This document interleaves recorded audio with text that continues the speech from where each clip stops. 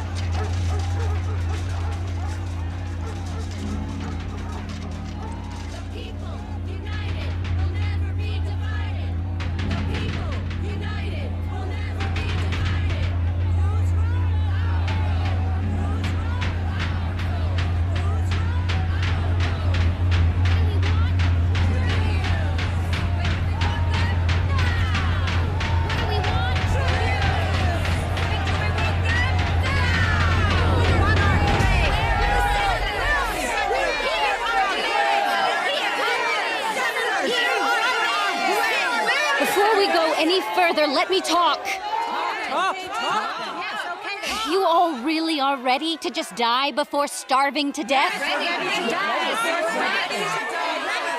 First, you all know C.A.S. Martius is the chief enemy of the people.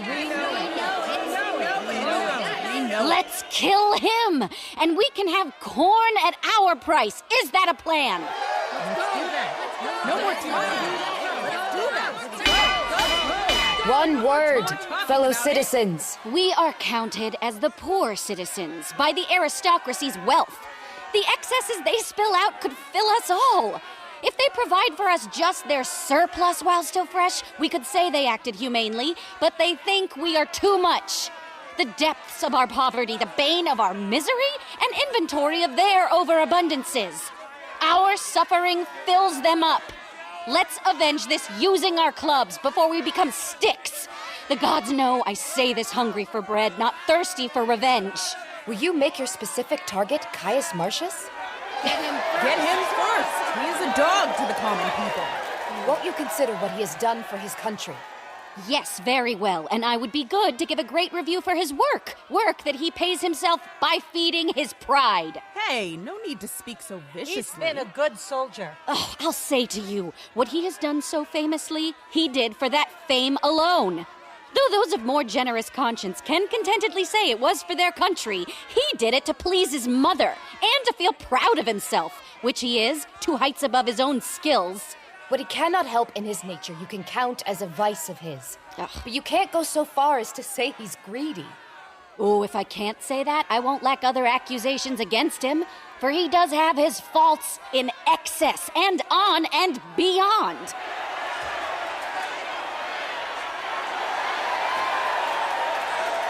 Oh, what's the shouting for? The other half of the city is rising up. What are we doing arguing here? Let's go to the capital. Come on! Wait, who's coming? Guards dismissed. Good Menenius Agrippa, one who's always loved the people.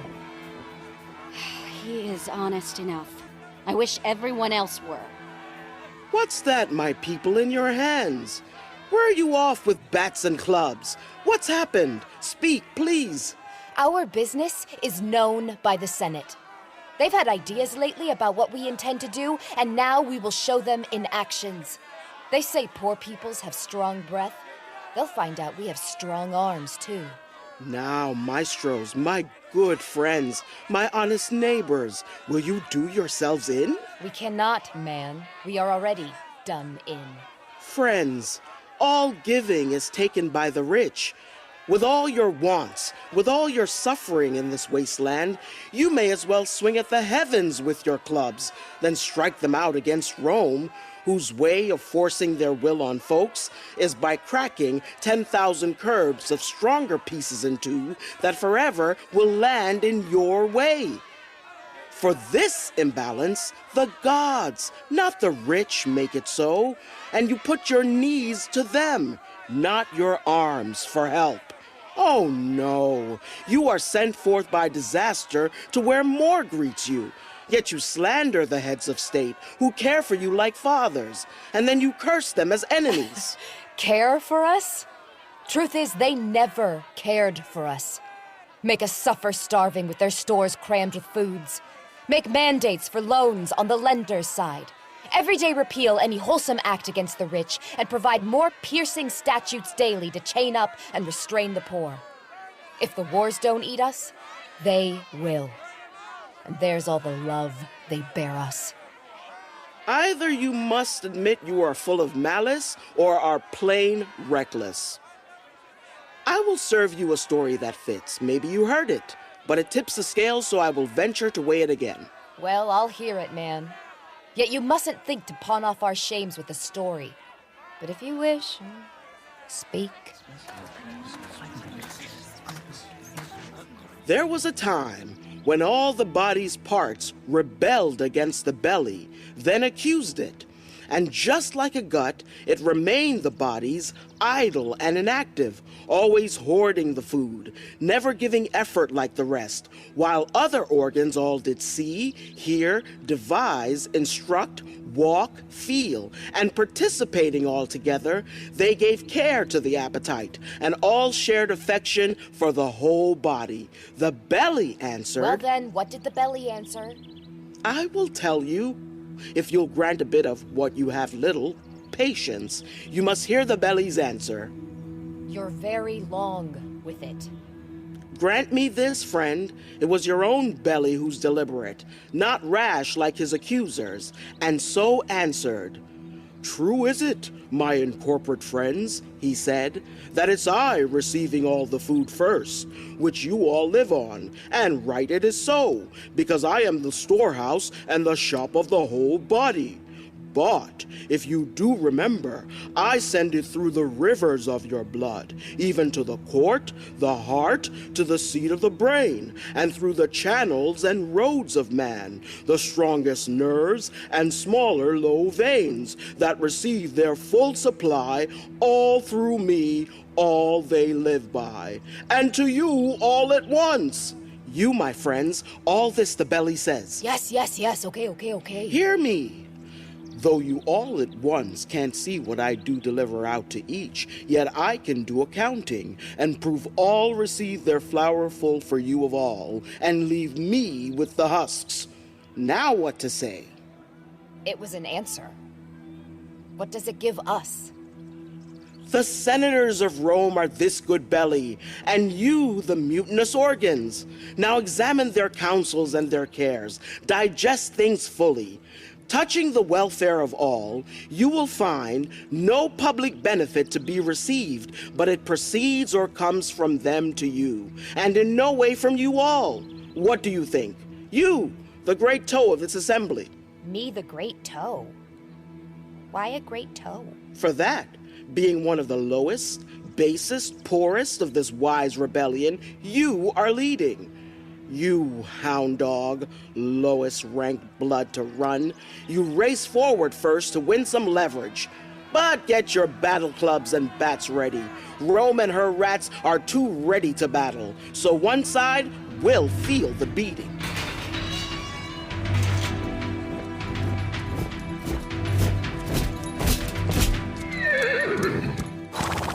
Ah, Martius! Hello.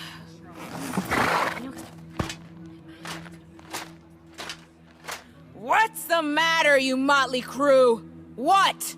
Rubbing the poor itch of your opinion make yourselves scabs? We wait on your good word. The one who freely offers good words to you will only flatter beyond abhorring. What is it you wish for, you dogs, who like neither peace nor war? One scares you, the other makes you complacent.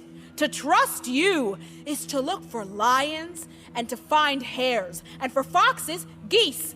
You are not steady, no. No more than a coal of fire upon ice, or hail in the sun. Whoever depends on your favors swims with fins of lead and chops down oaks with moss. So, trust you, hang you. With every minute you change your mind and call noble now who was just your foe. Call villain your hero. What are they asking? For a free rate on all corn that they say the city is full of. Hang 'em! They say? They'll sit round the fire and act like they know what's done in the capital.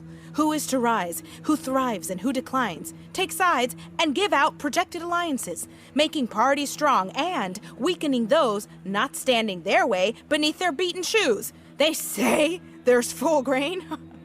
If the nobility would drop their pity and let me use my sword, I'd make a quarry with thousands of these quartered dogs as high as I could pitch my spear. No! They are almost completely persuaded, and even though they do lack discretion, still they are cowardly. But I do ask, what happens with the other folks? Disbanded. Hang 'em! They said they were starved, gasped out proverbs, that hunger broke stone walls, that dogs must eat, that meat was made for mouths, that the gods didn't send corn for just the rich alone. With these bits, they vented their complaints, then being answered and granted a petition, a strange one, to break the heart of generosity and make bold power bare. They threw their caps as they would hang them on the horns of the moon, shouting down nobles. What were they granted? 5 representatives to defend their crude minds, whomever they choose. One's Junius Brutus, one's Sicinius Volumnia, all I know. Gods! The rabble should have torn open the whole city before overcoming me. It will in time win more power and build greater debates for insurrection's case. This is quite strange. Go! Go on home, you pack of odd bits! Where's Caius Martius? Here, what's the matter? The news is, sir, the Volskis are armed. Ha! Happy to hear. Then we'll dump upon them these filthy unwanteds. Move aside! Move aside! Look, our leaders.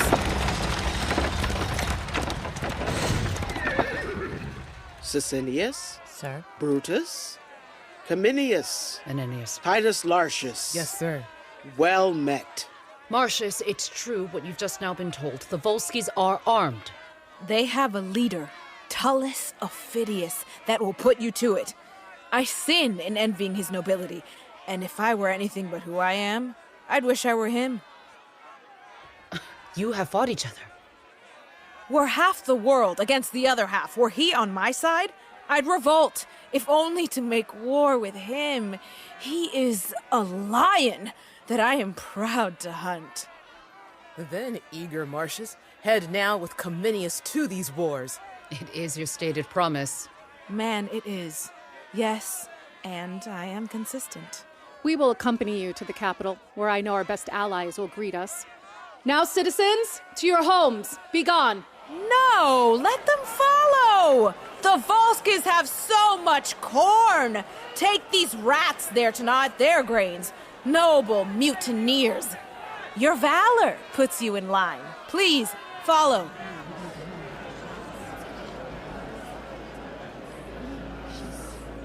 Brutus, a word.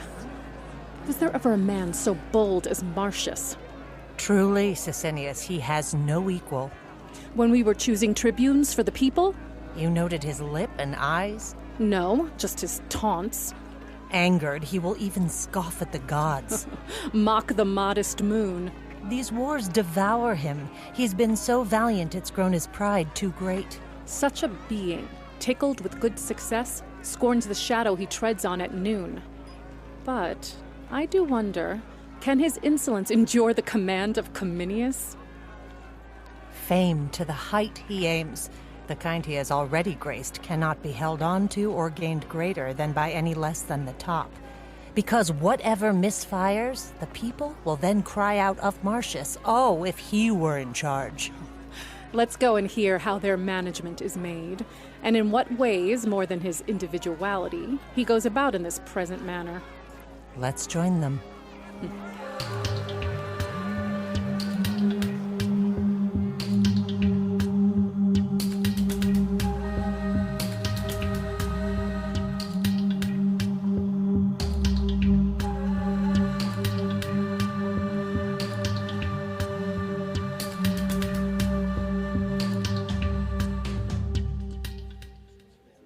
So your opinion is, Aufidus, that in Rome they know our council's plans and can predict our moves? Don't you think that? That they've been plotting to mount an attack on the state before vulnerable Rome had prepared protection? It's not 4 days since I heard them. These are the words. I think I have the letter here. Yes, here it is. They have gathered an army, but it is not clear whether marching east or west. The scarcity is great, the people mutinous, and it is rumored Cominius, Martius, your old enemy, who is hated worse than even you in Rome, Martius. and Titus Lartius, a very brave Roman, these three lead on this power wherever it heads, most likely to you, heed this letter. Our army's in the field. We never doubted, but Rome's been ready to answer us. Nor did you think it dumb to not hide your plans while waiting for Rome to show themselves at the right time, and while hatching Rome has been revealed. With this now, our time is even tighter. Our plan to take on many towns, but before Rome can know we are readying. Now, Aufidus, take your task. Go quickly to your troops. Leave us here to guard Coriolanus. If they camp outside here, counter them by bringing your army. But I think you'll find they're not prepared for us. Do not doubt it. I speak with certainty. No more. Some of their forces are ahead already and only coming closer. I leave you now. If, by chance, we cross Caius Martius, it's sworn between us we will strike and strike till we can do no more.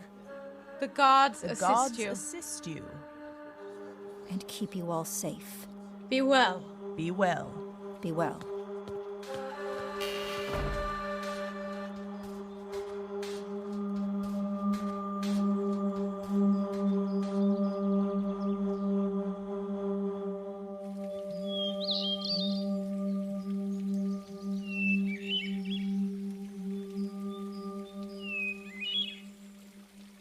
Please, dear daughter, sing, or let us seem more cheerful. If my son were my husband, I would more freely revel in his absence, remembering our last embrace together in bed, where he shows the most love. When he was not yet born, and only my son inside the womb, when the beauty of youth cast all gazes his way, when this mother would not give an hour away from holding him. I wondered then how honor would come to this being. He'd be no greater than his picture on the wall if glory did not ignite him. So I was happy to let him seek out danger in the greater chance he'd find his fame. To the cruel war I sent him, where he returned his head encircled in crowns of victory. But if he died in the battle, madam, what then? Ha! Then his reputation in war would become my son. In those I would have found his descendants. Hear me attest openly. If I had a dozen sons, I would love them alike, and none less dear than your and my good Martius. I would rather have 11 die nobly for their country than one live effortlessly out of action. Madam, the Lady Valeria is here to visit you. Please, allow me to go off, to retire alone. You really shouldn't. I think that is your husband's drum coming. Watch him pull Aufidus down by the hair like children fleeing a bear of the Volskis. I can see him stump so and call so. Come on, you cowards! You were born in fear, though you were born in Rome. his bloody brow with his bandaged hand wiping. His bloody brow? Oh, dear. No blood. Go away, you child. Blood covers a man more than gold gilds a trophy. Oh, even Hecuba's bosom did not look lovelier than Hector's forehead when it spit forth blood with contempt at Grecian swords. Tell Valeria we are ready to welcome her. Yes, madam. Heavens, bless him against ruthless Aufidus. He'll beat Aufidus' head below his knee and tread upon his neck. My ladies, good day to you both. Sweet madam. I am happy to see you, dear lady. How is your little son? I thank your dear lady. Well, good madam. He would rather see and hear soldiers in battle than listen to his schoolmaster. Oh, my word, his father's son.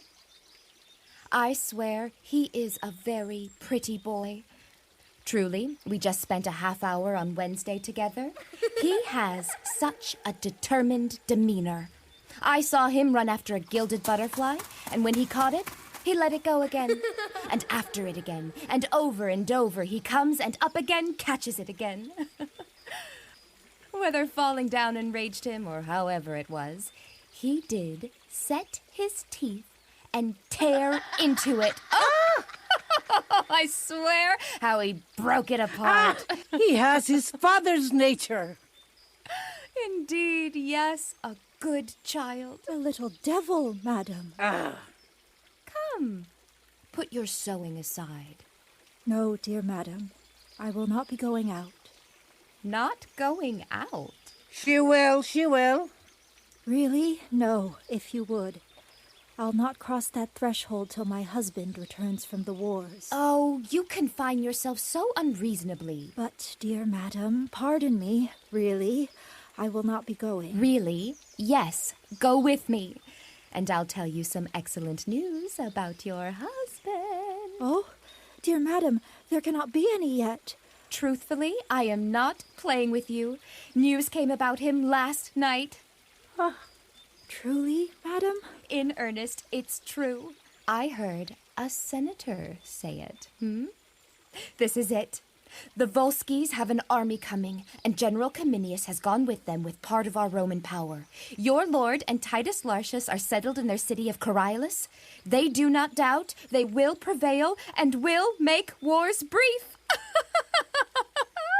This is true on mine honor, and so I say, come with us.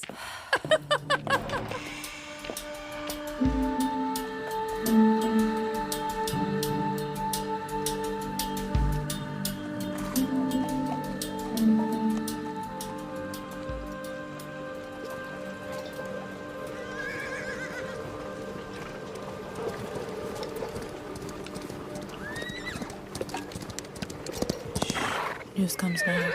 I'll bet you they have battled. My horse to yours? No. It's done. Bet. So, has our general met with the enemy? They can see each other, but have not spoken yet. Yeah, your horse is mine. I'll buy him from you. No, I won't sell or give him. I'll lend him to you. How far away are these armies? Within a mile and a half. Then we will hear their calls and they will hear ours. By the gods of war, pray let us be quick. We with steaming swords may march forward to help our friends in the field. Sound the alarm!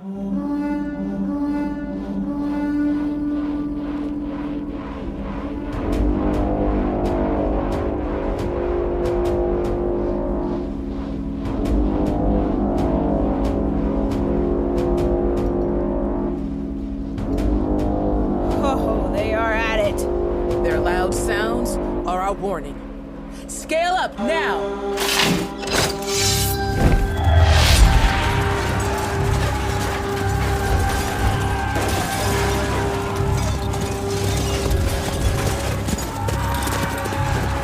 They don't fear us. They open their city. Now, put your shields before your hearts and fight with hearts more proven than shields. Go, Lartius. Yeah! They're just so loath beyond our imagining. It has me sweating wrath. Come, my soldiers! Whoever retreats, I'll take him for a Volsky, and he will feel my blade.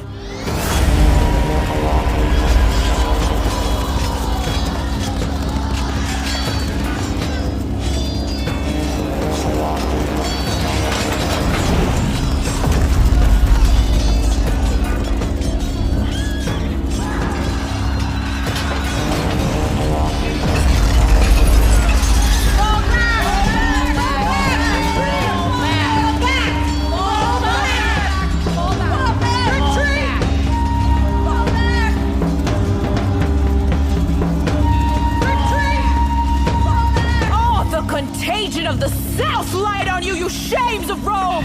You herd of boils!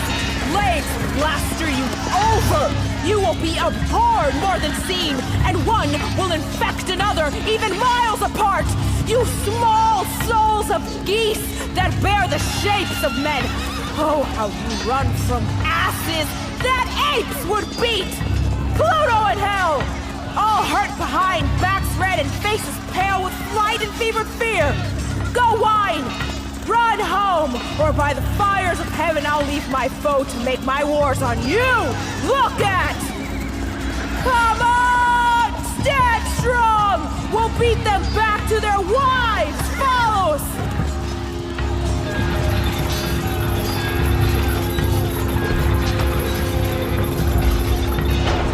Now gates open.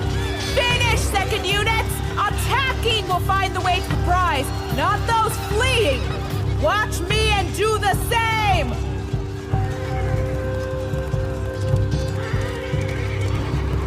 Foolishness, not me. Not me.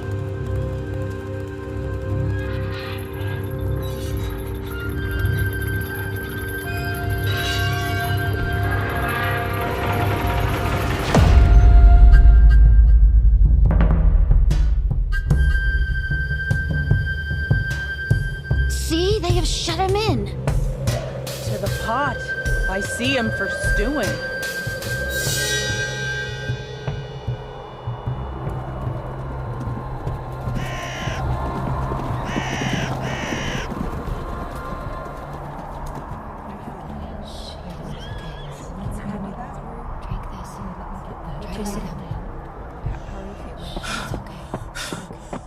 What has happened to Martius?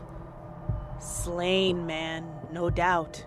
Following the fleers at their very heels, he enters with them, who then suddenly clapped shut their gates. He is now all alone to answer all the city. Oh, dear man, who sensibly outdares his senseless sword, and when it bows, stands up. You have lost, Martius. A grand diamond as big as you are is not so rich a jewel. You were a soldier, even in the censure's eye, fierce and terrible not only in strokes, but in your grim looks. And the thunder-like percussion of your sound, you made your enemies shake, as if the world were feverish and trembled.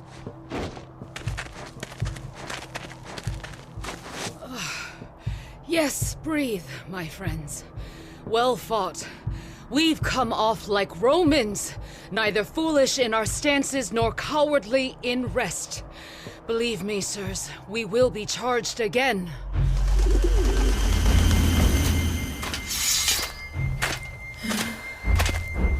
Who is here that does appear like he were flayed? Oh, gods! He has the stamp of Martius, and I have previously seen him so. Am I too late? Am I too late? Yes, if you're not covered in others' blood, but clothed in your own. Where is the enemy? Are you lords of the field? If not, why stop until you are that then? Martius, we have fought at disadvantage and did retreat, gaining our goal. How do their troops stand? Do you know which side their trusted soldiers stand? As I guess, Martius, their bands in the forefront are the Antiates, and the most trusted Aufidus commands. I do implore you, from all the battles we have fought, from blood we have shed together, by the vows we have made to remain as friends, that you send me straight against Aufidus and his antiates. Though I could wish you would be guided to a gentle bath with bombs applied to you. No, I never dare deny your asking. Take your choice of men that will best aid your aims. My work has not even warmed me. Farewell. No, my bloodletting is more curative than dangerous to me. I'm off to Aufidus to soon appear and fight. On!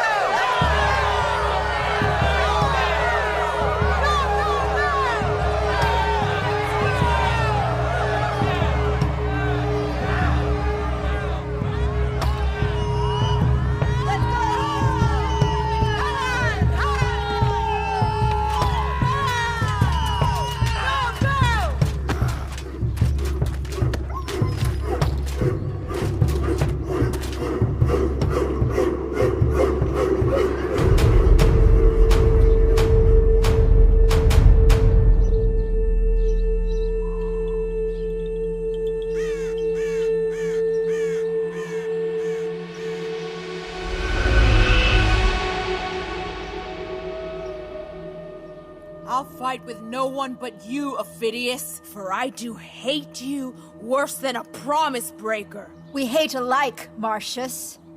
Gorgon doesn't even own a snake I abhor more than your envied fame. Stand and fight. He who budges first dies the other's dogs, and the gods doom him after.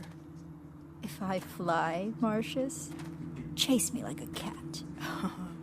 Inside of 3 hours, Tullus, I alone fought in your Coriolanus walls and gained my goals. It is not my blood that you see me masked in. For your revenge, rent your power to the highest.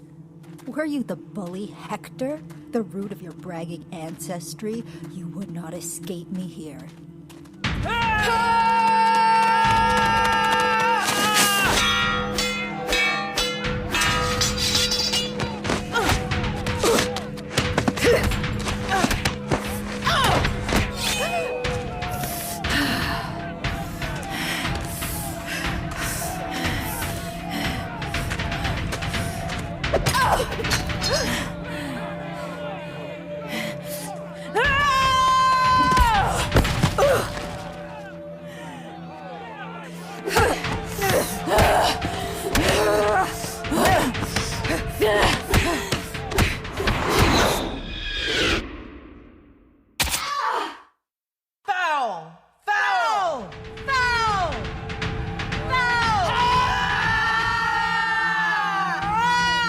Meddling and cowardly!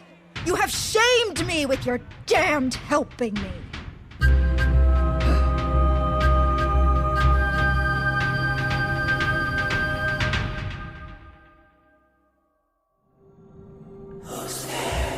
Next Chapter Podcasts is proud to present the On Podcasts Series, Macbeth, in a new modern English verse translation by Magdalia Cruz. Art thou but a dagger of the mind? Hear Shakespeare like you've never heard before. Performed by award-winning actors in a production that breathes new life into a timeless tale. Men are weak. Go to playonpodcasts.com to learn more. Put on your headphones. And don't forget to wash your hands. Leave all the rest to me.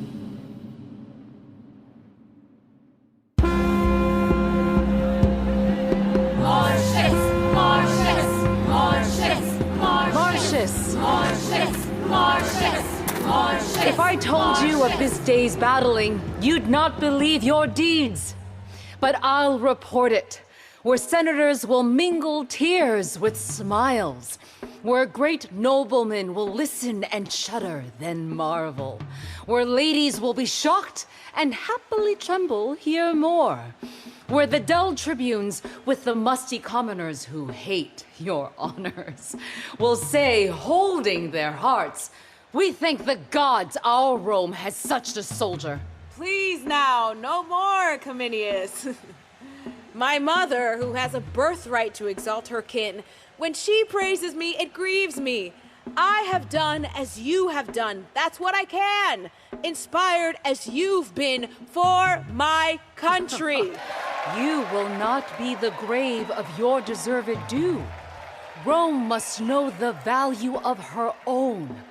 It be a concealment worse than a theft, no less than slanderous to hide your deeds and to silence that which, to their peak of praises attested, would even seem modest.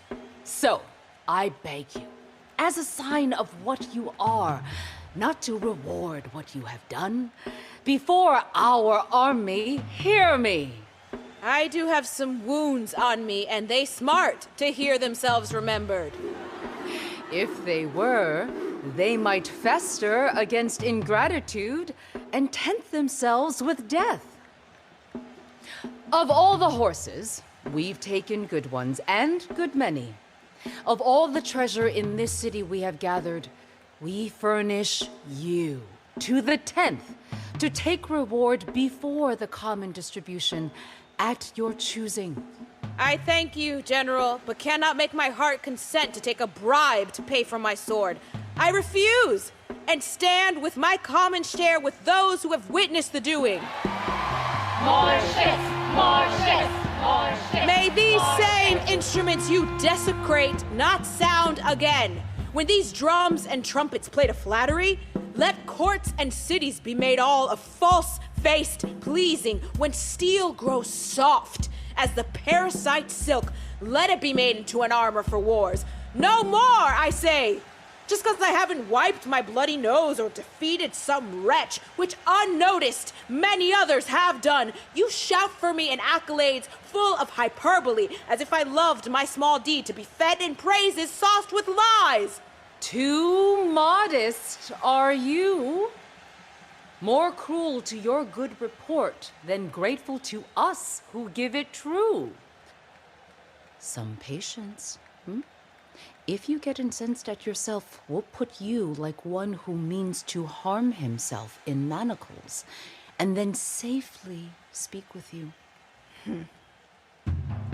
So, know it, as to us, to all the world, that Caius Martius wears this war's garland. As a grand token, my grand stallion, let the camp know I give him with all the trappings.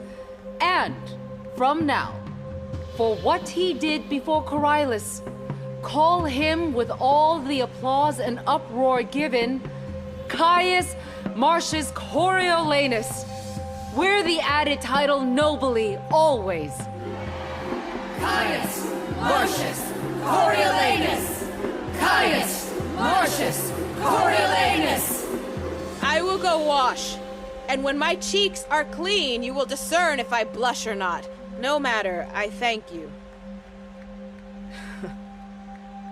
The gods begin to mock me. I, having refused your princely gifts, am about to beg of you, my general. Ask. It's yours. What is it? Sometime I stayed in Coriolanus at a poor man's house. He was kind to me. He cried out to me. I saw him jailed. But then Aufidus took my focus, and wrath overtook my pity. I request you to give my poor host his freedom. Strong case. If he were the butcher of my son, he'd be as free as the wind. Free him, Lartius. What is his name? I forgot. I am worn, yes. Too, my memory is tired. Then to our tent, where before we rest, we will write to Rome of our success.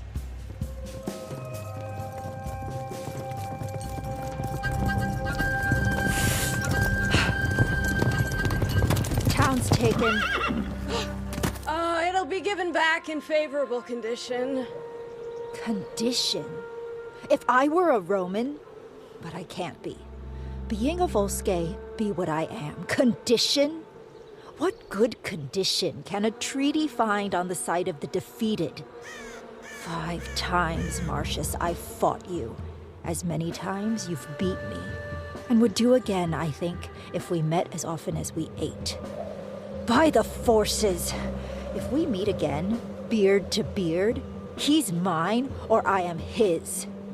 My desire doesn't hold the honor it once had. Where I'd wished to crush him on equal ground, true sword to sword, I'll steal from him some way. Or wrath or craft will get him. He's the devil. Bolder, but not so subtle. Ugh, my bravery's poisoned, eclipsed only by him.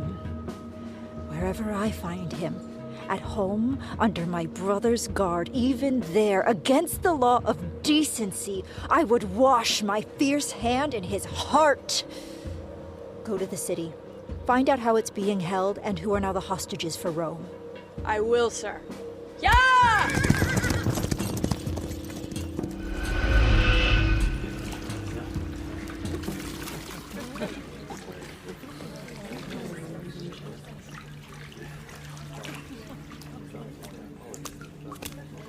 Brutus, Sicinius, Menenius. The soothsayer foreshadows there will be news tonight. Good or bad? Not in favor of the peoples. They hold no love for Martius. Nature teaches beasts to know their friends. Say then, who does the wolf love? The lamb. Yes, to devour him, as the hungry people would feast on dear Martius. He's a lamb, really, who baws like a bear. He's really a bear that lives like a lamb. You two are wise men. Answer me this one question I have. All right, sir. All right. What quality does Martius greatly lack that you two have aplenty?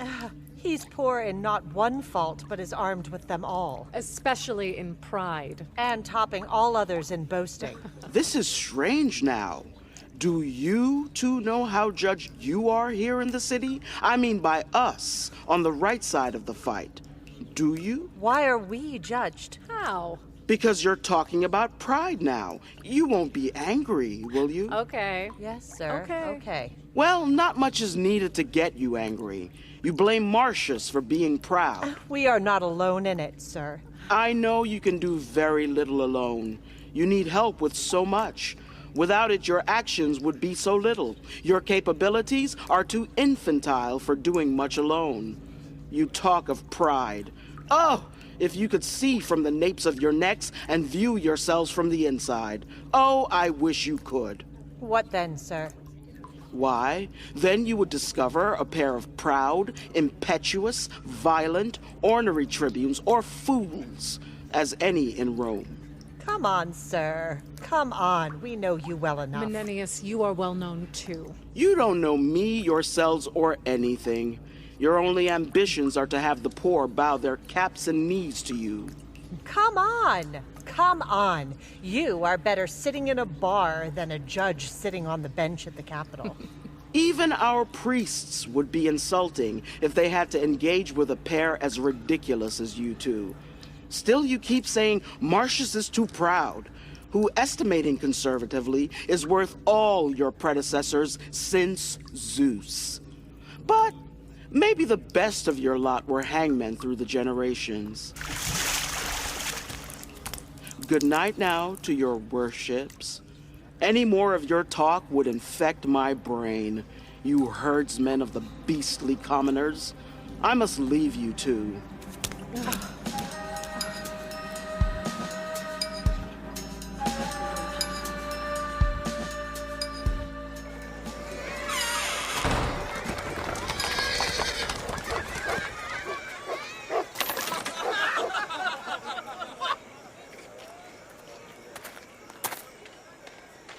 How are you, my fair noble ladies? If the moon were earthbound, she would not be more noble. And to where are you hurrying?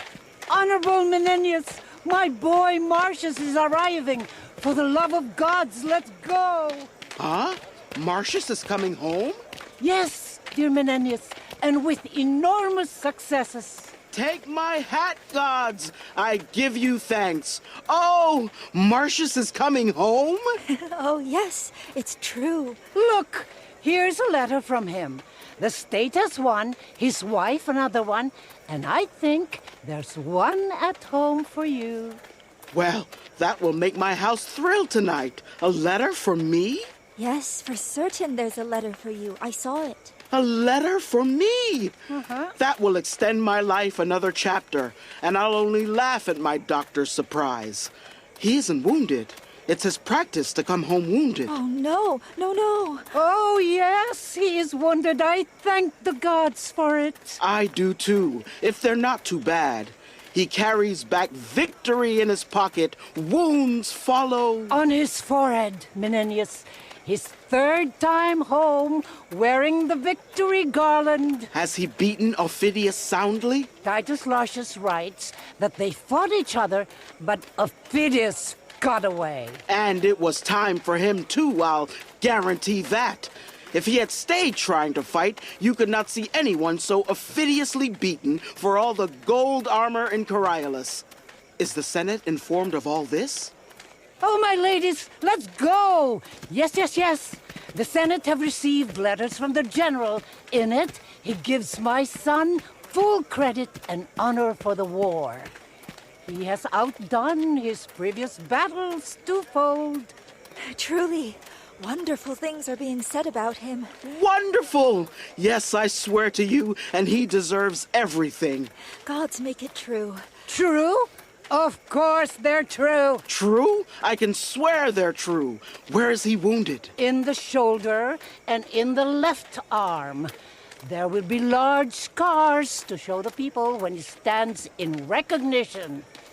He received 7 body wounds, defeating King Tarquin. 1 in the neck and 2 in the thigh. That's 9, I count.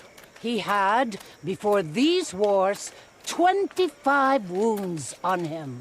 Now it's 34. Every gash an enemy's grave. Hear the trumpets. These are the ushers for Martius. Before him, he carries noise, and behind him, he leaves tears. Death, that dark spirit, in his sinewy arm, which he raises and drops, and then men die.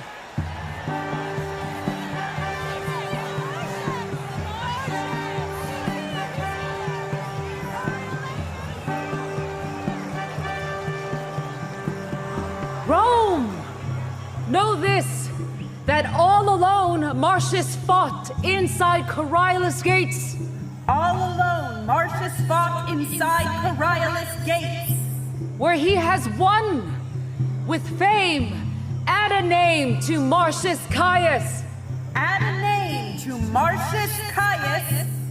Now follows the honor, Coriolanus. Coriolanus. Welcome to Rome, renowned Coriolanus. Welcome to Rome, renowned Coriolanus. Welcome to Rome, renowned Coriolanus. No more of this. It goes against my spirit. Please now, no more. Look, sir, your mother. Oh. You have, I know, petitioned all the gods for my well-being. No, my good soldier, up. My gentle Martius, worthy Caius, and from your deeds, with honor, now newly named, what is it? Coriolanus, I should call you. Ha! Oh yes, your wife, here. Oh, my quiet grace. Would you laugh if I was in a coffin, since you weep at my triumph now? Oh, dear. Crying eyes are for Coriolanus widows and mothers losing sons. Now the gods crown you. And you're still alive? I don't know what to do. Oh, welcome home, and welcome, General, and you're welcome all. Your hand, Mother, and yours, my quiet grace. Before I truly return home and rest, I must pay visit to our city nobles, who have given me this home coming here, and to these added honors.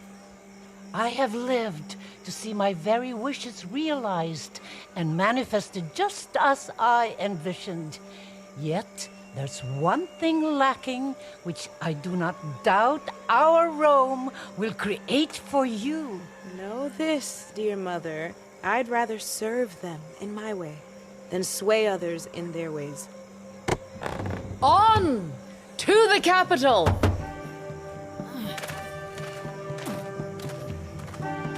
Every mouth saying his name, and the blind becoming bespectacled to see him.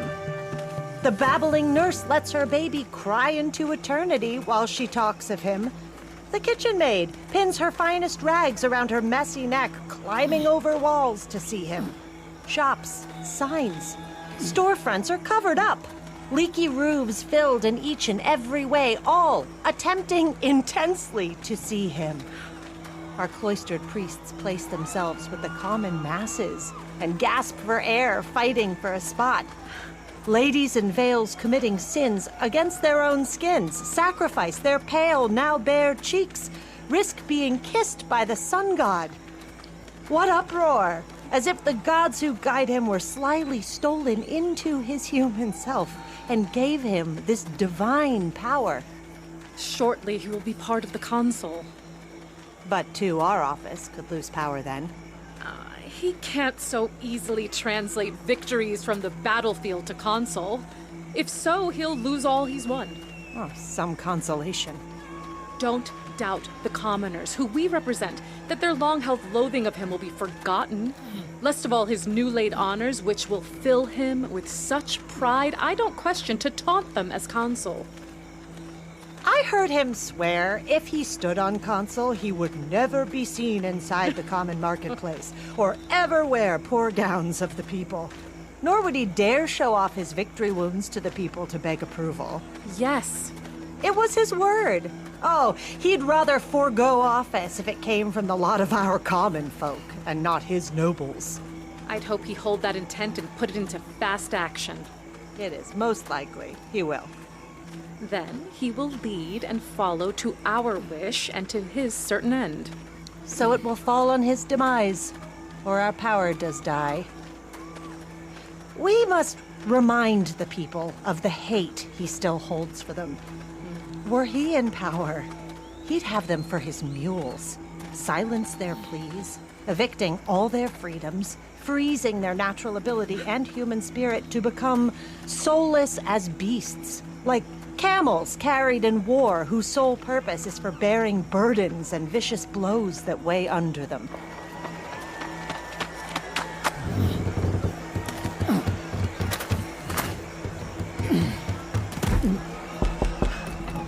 What's the matter now?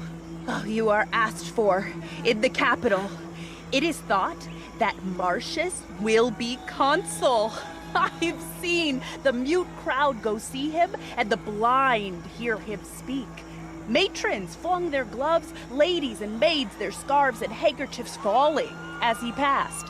The nobles knelt like to Jove's statue, and the common folk showered and thundered with their caps and shouts.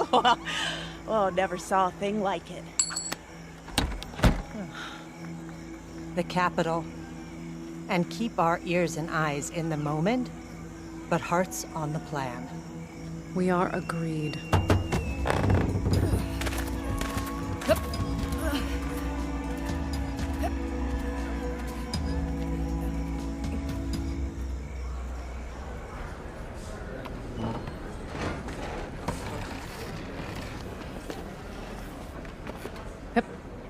At ease.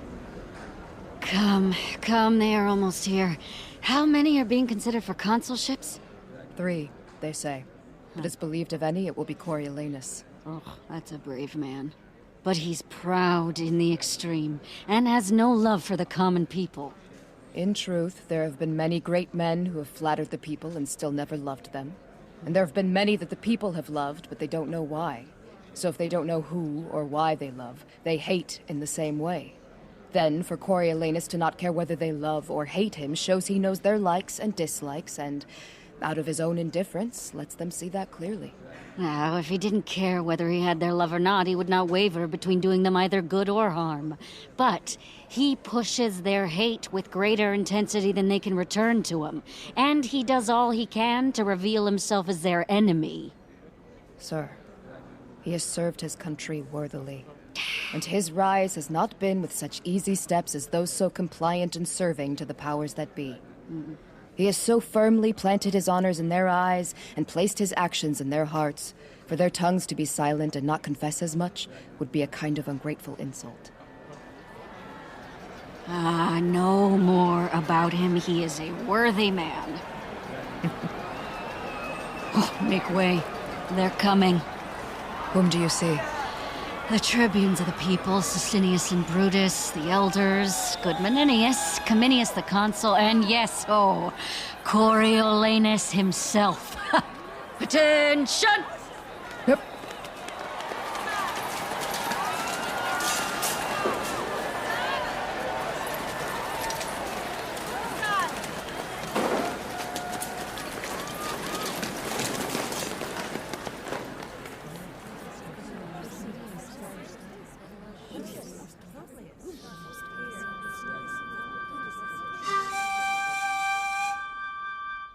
Deciding about the Volskis, most revered and grave elders, please allow the present consul, Cominius, the general of our last battles, to allow report on some of that work by Martius C.A.S. Coriolanus, who we have called before the tribunes to both thank for his valorous duty and to bestow him due honors. Speak, Cominius. Leave nothing out for brevity's sake. Let us solve how Rome can reward him in full, not how to report less. Voice of the people, we do request your kindest ears, and after your influence on the common people to accept what's stated here. We're gathered to discuss a matter, and we stay amenable to honor and push the cause of our assembly. Which, yes, we would be happy to oblige if he can remember to value the people more than he has before. Off point, off point. I prefer you'd stayed silent. Please now, will you hear Cominius speak? Yes, willingly. But my cautioning was more to the point than your rejecting it. He loves the people, but let's not make them live in the same house. Dear Cominius, please speak. I'll take my leave. No, stay in place. Sit, Coriolanus. Do not be shy of hearing your brave deeds. Your Honor's pardon. I'd rather be given my wounds again than hear of how I got them. Sir, I hope my words did not unseat you. No, sir. Yet while I stand for blows, praise can make me flee. But you gave none, so I hurt none. But for your people, I love them as little as they're worth. Please, sit. I would rather have someone smash my head when the battle call comes than stand idly and hear my small deeds blown up. Masters of the people, how could he honor the multiplying masses? There's one good soul in 1,000. You see, he'd slice his own limbs to keep his honor, but won't give an ear to hear it? Cominius. I shall lack voice, but the deeds of Coriolanus should not be spoken of softly. It is held that valor is the greatest virtue and dignifies the owner. If that is so, the man I speak of cannot in the world be equaled. At only 16 years old, when Tarquin attacked Rome so, he fought beyond all others. This man emerged from that schoolboy, a rising tide, a force. In the 17 battles since, he swung swords to victory garlands. These last battles outside and in Coriolanus, let me say that I cannot say it all. Alone he entered the city's fated gates and painted it all red, the color of its destiny. With a bloody rush attack, he struck Coriolanus, the force of a planet. With double effort, he quickly revived his beaten body and came back to the battle. And there, he ran steaming over the lives of men like an endless slaughter. Until declaring we took both the field and the city, he never stopped to take a breath. Brave. He has earned any honor and role we create for him. He shunned our rewards, pushing these precious spoils away from him like they were common muck. His wants are poor, wary of the cost they carry. To him, rewards are in the doing of the deed. He is most content in the action. Very noble. Let us call him here. Call Coriolanus.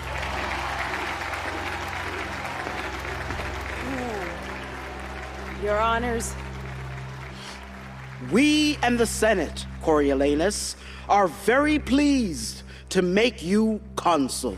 I will always owe them my life and services.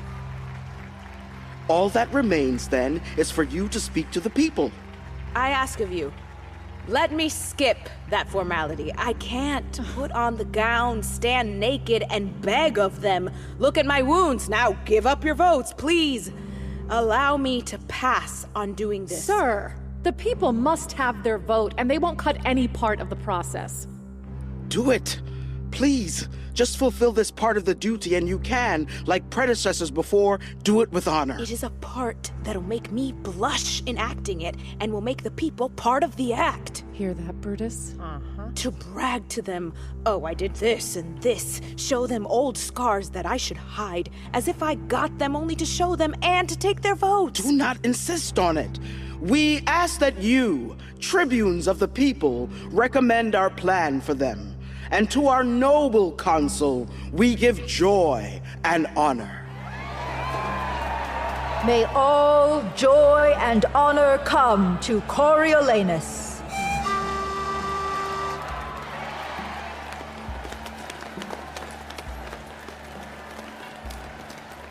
You see how he intends to use the people. May they sense his intentions. He will ask for their votes while resenting that they do hold power of their voice.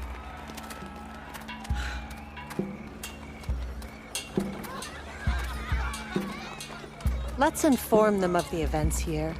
I know they're waiting for us in the marketplace.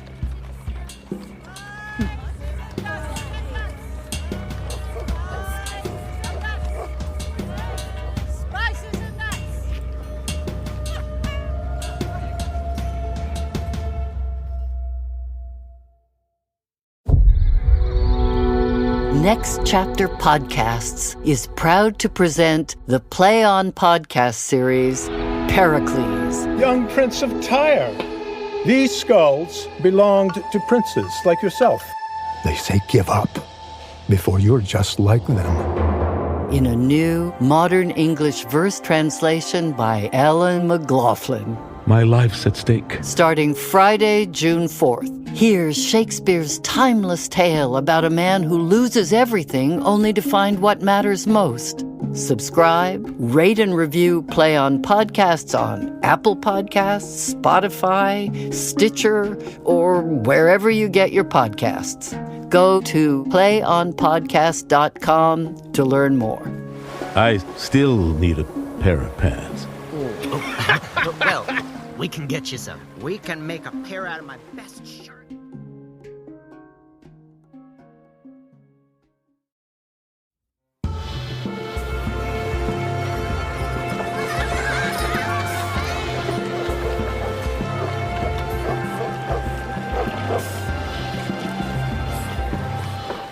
When and if he does need our votes, we should not deny him. We might, sir, if we want. We have the power in us to do it, but a power we're not empowered to do. Because if he shows his wounds and states his doings, we become those wounds and talk for them. So if he tells us his bravery, we then must also tell him our gratitude. Ingratitude is monstrous, and if the masses are ungrateful, it'd make a monster of the masses, which we are part of, the masses, then making us monstrous members. True. And not much help is needed for us to be thought of any less. When we used to stand in the cornstalks, he was quick to call us a monster of many heads. We have been called so many things. Not because our heads are shades of brown, some black, some auburn, some bald, but because we have such a variety of opinions.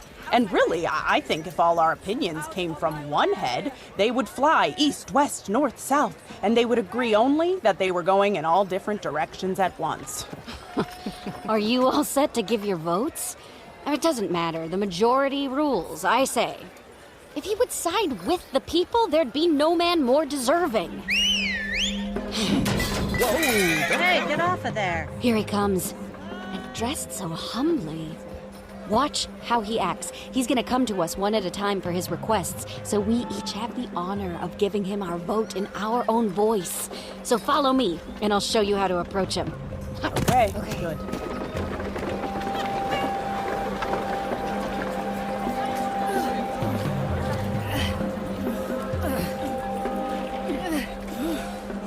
Oh, sir, you do not have it right.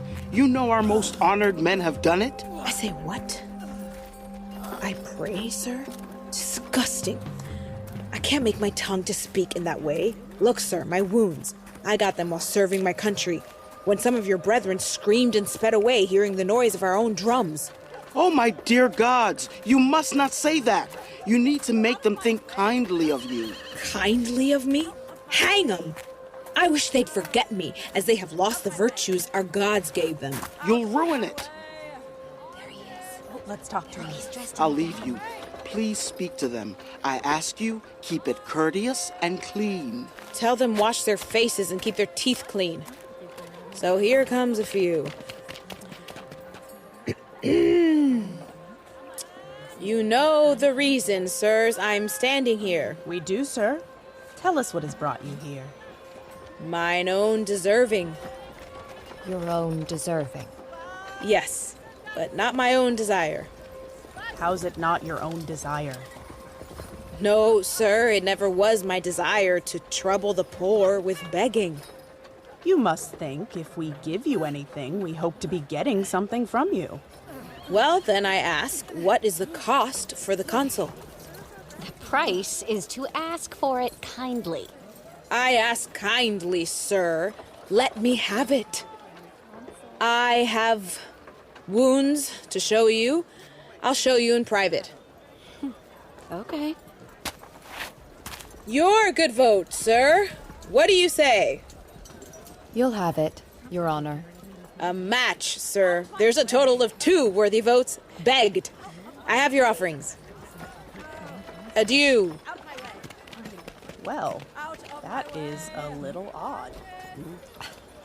Please, if you can stand to agree that I may be consul, you'll see I am wearing the customary gown. You have served your country nobly, and you have not served nobly. Your riddle? You have been a scourge to her enemies. You have been a defender to her friends. Yet you have not loved the common people. You should count that a virtue that I have not been common with my love. I will, sir, flatter my brethren, the people, to earn a dearer opinion from them. It's a trait they consider genteel. And since their wish is to have me tip my hat rather than have my heart, I will practice bowing and nod my head to them hollowly. That is, sir, I will feign the charm of the man of the people and play it fully to all who desire that. So I ask you, may I be your consul? We'd hope to find a friend in you and then give you our votes happily. You've been wounded many times fighting for your country. I won't confirm what you know by showing them. I will make the most of your votes, then trouble you no more. May the gods give you much joy, sir. Such sweet votes. Better it is to die. Better to go hungry than seek the reward which battles gave me. Why should I stand here in this common gown to beg of every simple man in town for worthless approval? Custom says too. If custom wishes it, we must do. Here come more votes. Your votes? For your votes I have fought. Guarded for your votes. For your votes hold more than 24 wounds. 2.5 battles I've been in. See, your votes have done many things. Some less, some more. Your votes? Really, I should be consul.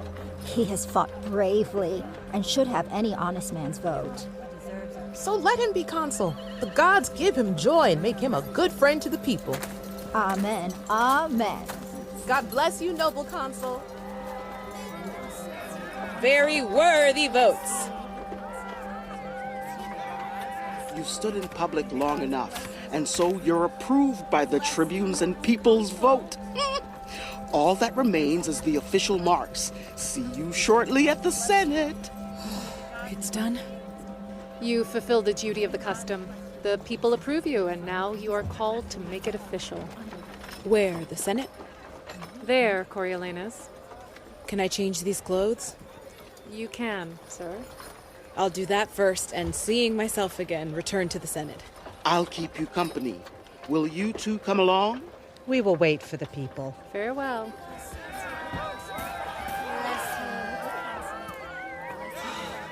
He has it now. From the look, I'd venture it warms his heart. With a proud heart, he wore his humble rags. Will you allow the people's vote? How is it, good folk, that you have chosen this man? He has our vote, sir. We pray to the gods he deserve your loves. Amen, sir. From my low view, I believe he mocked us while begging for our votes. Definitely. He mocked us outright. No, it's just the way he speaks. He didn't mock us. Every one of us here, except for you, knows he spoke to us with scorn. He should have showed us his wounds. Real marks of merit. Surely he did. No, he didn't. No one saw them. He said he had wounds which he could show privately, and then waved his hat, scornfully so. I will be consul, he said. Old custom, but I still need your votes to make it so. So your votes, now. When we gave them to him, he said, I thank you for your votes. Thank you, your most sweet votes. Now you've given your votes, I've nothing more with you. Wow.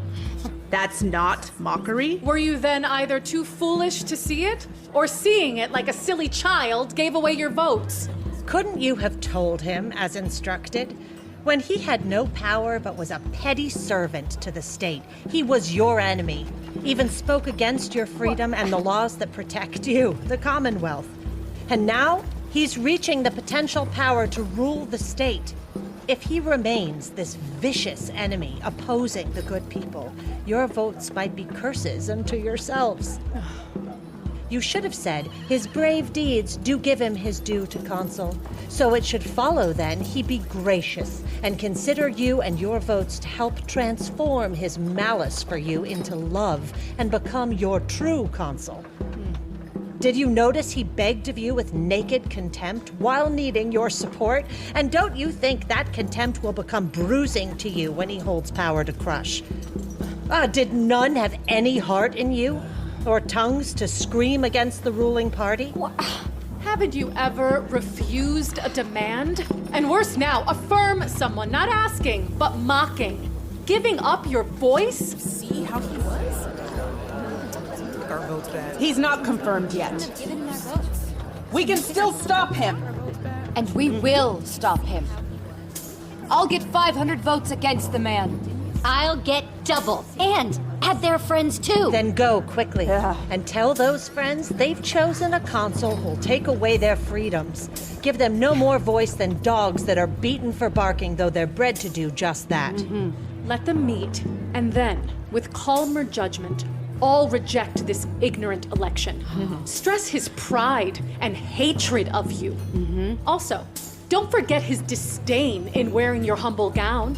How, in seeking your support, he scorned, but your love for his feats took away all notice of his true self in front of you, that so insultingly unearthed all the ingrained hate he holds for you. Lay blame on us, your tribunes, that we stressed there should be no obstacle that you must cast your vote for him. Yes. Say you chose him more from our demand than being led by your own honest instincts. Blame us. Say you'd never, stress it again, except for our pressure. And immediately, when people are gathered, we'll head to the capital. Yes! Almost all reject the election. Yes! We'll reject the election! Let them head on their own. This mutiny is a better risk than waiting without certainty for worse.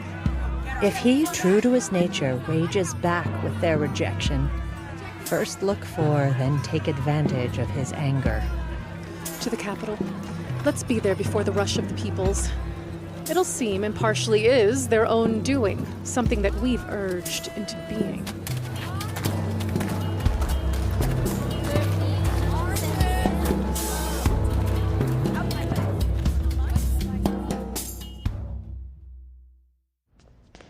Tullus Aufidus then has gathered a whole new army. He has, sir, and that's given us reason to make swifter agreements. So then the Volsces are standing at the ready once again when time dictates to make raids on us all over. They are weak, Consul. Hardly likely that we'll see in our time their victory flags again. And Aufidus? Under guard, he came to me and vowed curses against the Volsces for having so dreadfully lost the town. He's fled to Antium. Did he talk about me? Yes, he did, sir. How? What? How many times he'd fought you sword to sword. Of all the things on earth he hated most is you. That he would sell all his fortunes to endless poverty so he could be the one to defeat you. He is in Antium? In Antium. I wish I'd a call to follow him there to face his hatred fully. Welcome home, Lartius. Behold, these are the tribunes of the people, speakers for the common voice. I loathe them. They costume themselves in authority, an insult to all nobility. Halt! Huh? What's that? It will be dangerous to go on, no further. What made this change? What is the matter? Hasn't he been approved by both the nobles and the commoners? Cominius, no. Did I get votes from children? Tribunes, enough. He must be at Marketplace. The people are incensed by him. Stop, or there will be a riot! Are these your herd? Should they have votes that they can offer now, then suddenly deny doing? What's your job? You're their voice. Why can't you control their words? Haven't you set them off? Be calm, be calm. This ploy is premeditated and seeds a plot against the known wishes of the nobles. Accept this, and we'll live alongside the unruly, who will never allow proper rule. Not a plot. The people scream out that you mocked them. Corn was to be given free. You argued, scandalized us, supporters for the people, called them opportunists, flatterers, enemies of the nobility. This was already known. Not to all of them. Have you informed them then? How? I inform them? That's the kind of business you do. Oh, the way I do is better than any such you do. Why then should I be consul? By the fates, let me deserve as ill as you, so that I may be tribune like you. You show too much of your true ways. It incites the people. If you do wish to get to Marketplace, you'll have to ask the way, this time kindly, or never find your way to be consul. Oh! Let's be calm. The people have been deceived, set off. Rome is not for haggling, and Coriolanus is not deserving of such dishonor, false claims against his great bravery. Talk of corn? That was my speech, and I'll say it again. Not now, not now. Not with it so heated. Now, as I live, I will. My nobler friends, I beg your pardons. For the shifty, stinking masses, let them inspect me. I do not speak to flatter. You'll see and hear yourselves now before you. I repeat, wooing them grows these weeds against our Senate. Their rebellion, insolence, treasons, seeds we will have planted, sowed, scattered by mixing them with us, the few who carry virtue, yes, and power too. All but what we gave to beggars. Enough! No more words, we beg you. What? No more? For my country here, I have shed my blood with no fear for enemy forces. So my lungs will blow words into the air until they breathe measles, which we caught protecting the poor. And until the day they kill us. You speak of the people like you're a god able to punish them, not also human. We should let the people know. What? His rage? Rage? I could be as calm as midnight sleep. By gods, I'd be of the same mind. The same mind of yours will be a poison however 'tis. Don't poison more. Will be? Hear this, Triton god of the minnows. Note his command. Will. Was out of order. Will? Ho! You are good, but unwise, nobles. If you're wise, don't act like common fools.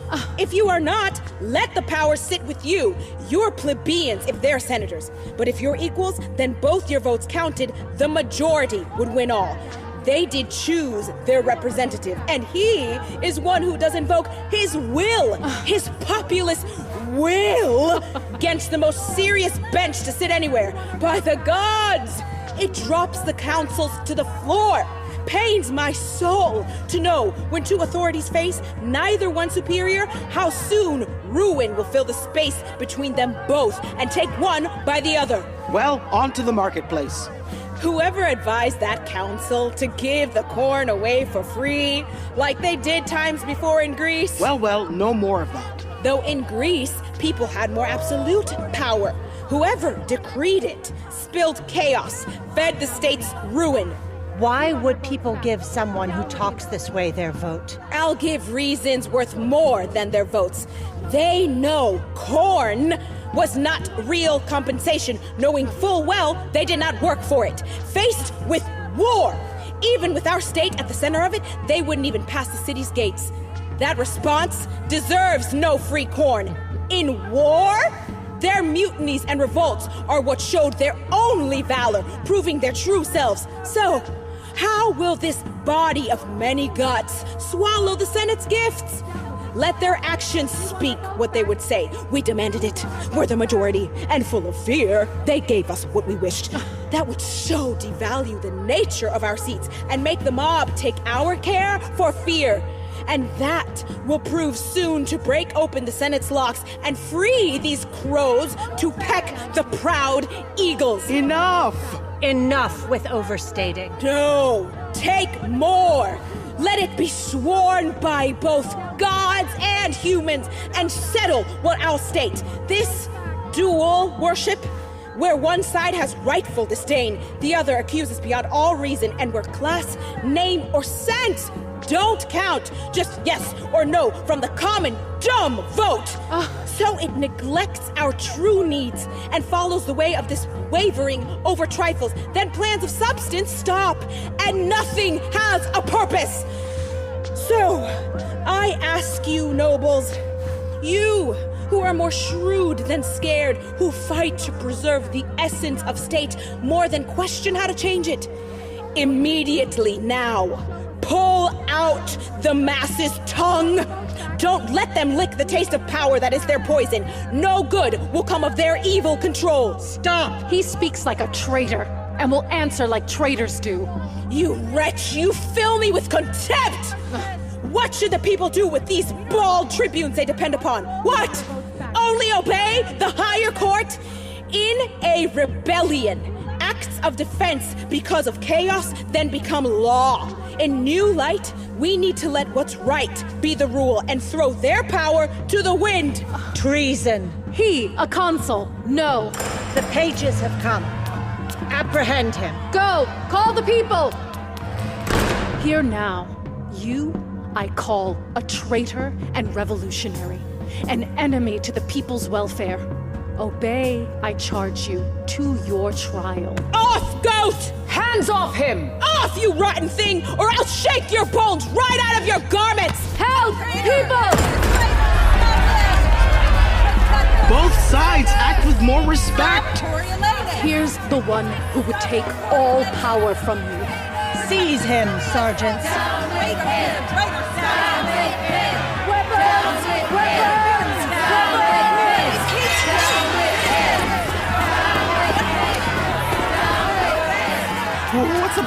happened? I'm out of breath. Destruction's near. I can't speak. You, tribunes, tell the people, Coriolanus, patience! Speak, good Sicinius! Hear me! People! Peace! You are about to lose all your freedoms. Martius would take them all from you. Martius, whom you just voted consul. No, no, no! This is the way to inflame, not to douse. To unbuild the city and lay all of it flat. What is the city but the people? True, the people are the city. The people are the city. The people are the city. By everyone's agreement, we were named to speak for the people. And so we're likely to do. A greedy way to lay the city flat, to bring the roof to the foundation and bury all that so clearly runs in a line, in heaps and piles of ruin. This deserves death.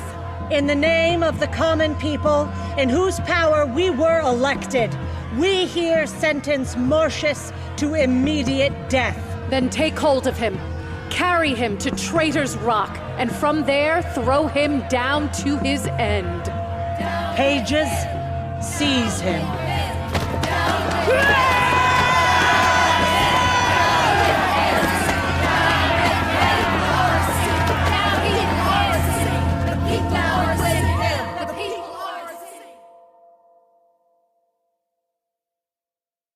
How now, spirit? Next Chapter Podcasts is proud to present the On Podcasts Series, A Midsummer Night's Dream.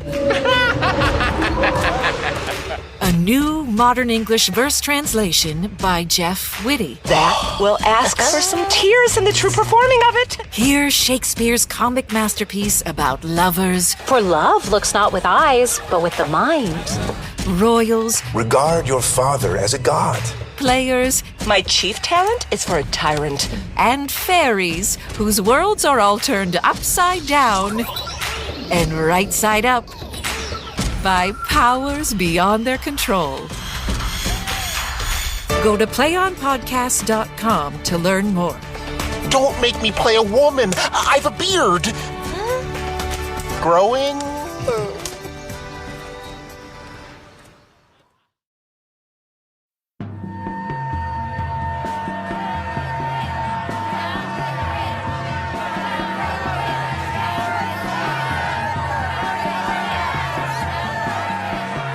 One word. I ask you, tribunes, hear just one word now. Peace, peace. Act like you claim as your country's servant and show self-control, not your born instinct to settle this violently. Sir, such cool methods may seem so sensible, but are very poisonous with disease this violent. Take hold of him and carry him to the rock. No, I'll die here. There's some among you who've seen me fight. Come, try and do now what you've seen me do. Put down that sword. Tribunes, withdraw a while.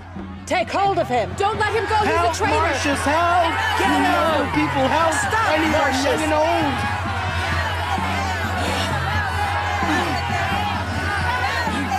Go! Get back to your home. Be gone, away. All will be lost otherwise.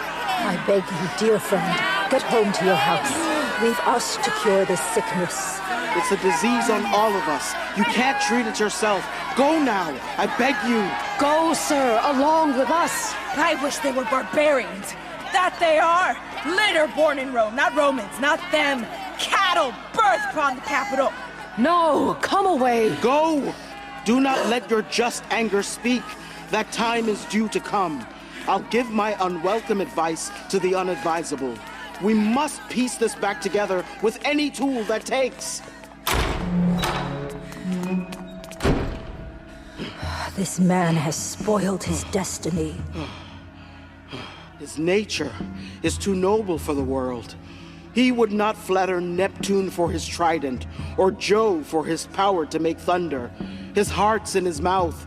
What beats in his chest, his tongue must vent, and when his anger takes him, he even forgets he's ever heard of death.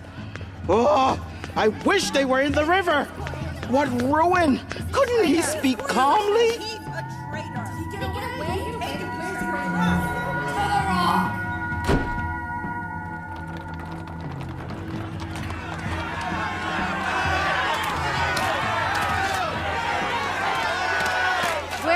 that viper who'd depopulate the city and be everyone himself.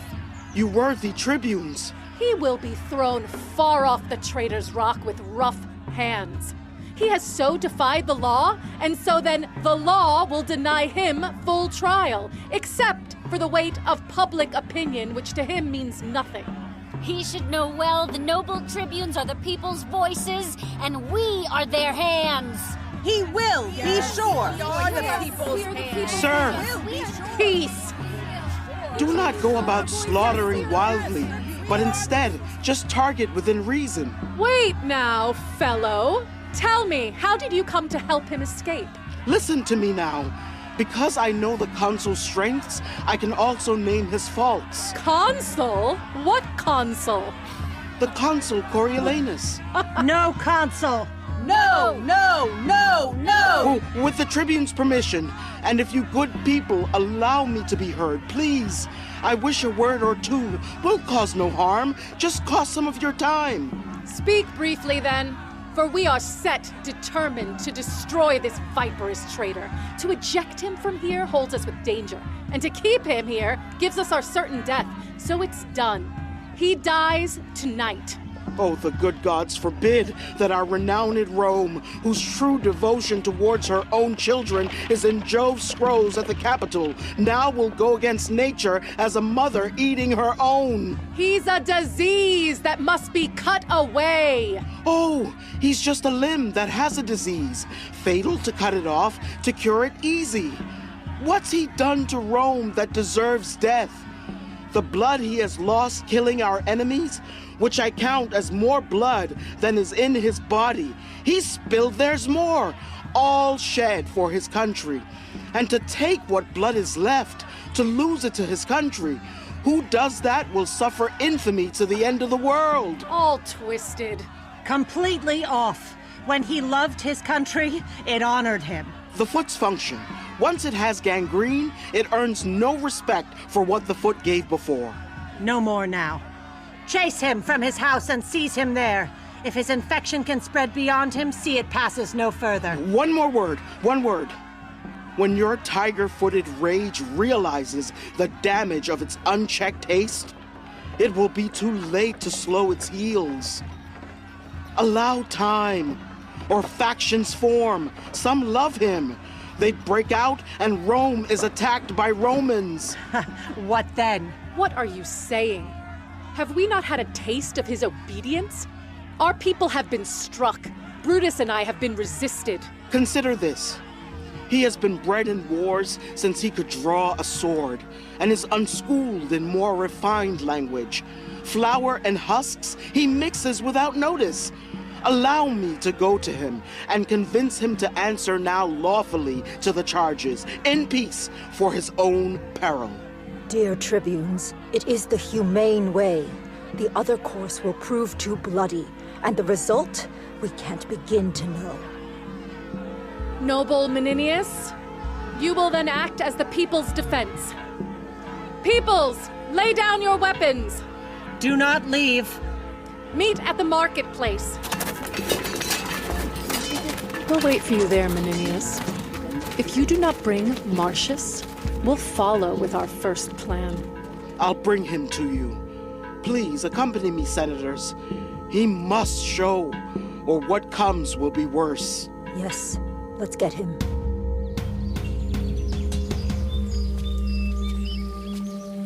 Let them pull out my ears, then put me to death on the wheel, or at wild horses' hoofs, or pile me on 10 hills at Traitor's Rock, and heave me from such a height that the drop would fall beyond the sightline, and still I will remain the same as I am to them. I wonder if my mother will show support for me against those who she used to call sheep in their wool costumes, haggling for meager coins and yet quick to kowtow in halls. Hats off to leaders, and then their mouths as open maws, dumb to respond when dare, as I did, to speak of war. Speaking of you, my mother Why did you want me to be milder? Wish that I fight against my nature. Prefer I play, not be the man I am. Oh, dear. I wanted your power approved in full before you already had worn it out. Never mind now, it's done. You could have been the man you are without trying so hard to be nothing less. Less than the critiques of your character, like your uncontrolled rage you shot at them, but not before they lost power to stop you. And so let them hang. Oh, yes, and burn too. Come, you have been too rough, too rough. You must return and fix it. There's no remedy, unless by not so doing, our good city cleave in the midst and perish. Please be advised. I have a heart as unmoving as yours, but a brain directing how I use anger to greater advantage. Well said, my lady. And me?